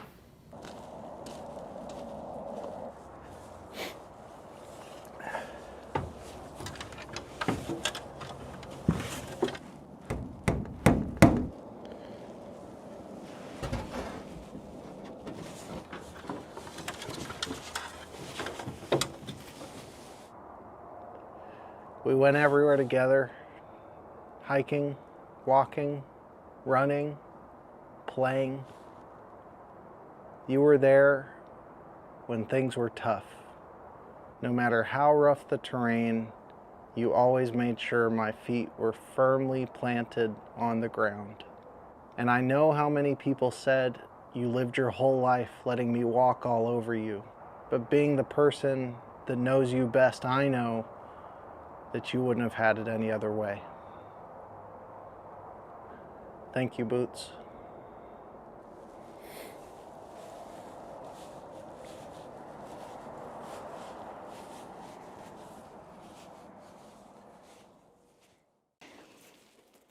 Oh.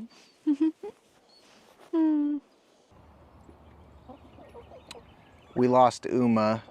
We took her in to get spayed, brought her back home. She was kind of low energy, kind of out of it, but after about 3 hours of her just laying around, she started whimpering, and about 20 minutes after that, she passed away. The vet offered to do an autopsy to find out what went wrong, but we were just very eager to get her buried and let her rest. What little research that I've done, I found a lot of people who have lost dogs because they got their dogs spayed while in heat. And apparently spaying while in heat can make the surgery a lot riskier and make the likelihood of internal bleeding a lot higher. They knew that she was in heat before they started, and I really wish they hadn't done it. There's obviously nothing to do now. And we don't know for a fact that that's what caused it. But if your puppy ends up being in heat when they're scheduled to get their spay, you might think about holding off.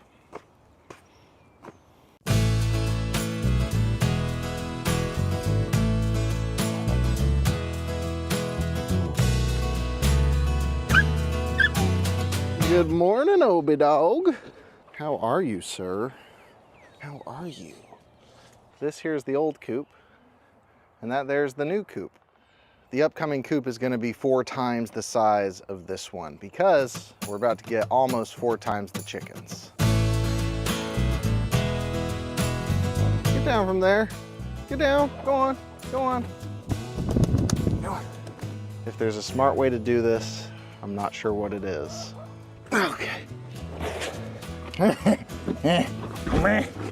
The chickens are so stoked because underneath the chicken coop is a bunch of worms and bugs and maggots. They're freaking out. I feel like we could just create that scenario for them by like putting an object on the ground and then just lifting it up. Yeah, leave it there for a few weeks. Yeah. That's a good idea.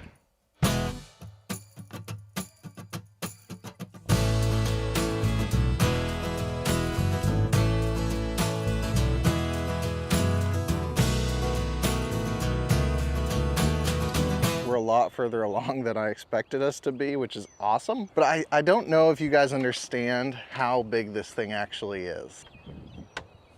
Still walking, still walking, still walking, and there. It's freaking huge. And the reality is they don't need this much space. I love them. And because I love them, I want the best for them. Man, I'm so glad I'm not a chicken living life like, oh, what's over there? Oh, is that danger? Oh, are you scary? Feels like a very neurotic way to live life. Was this 89 inches?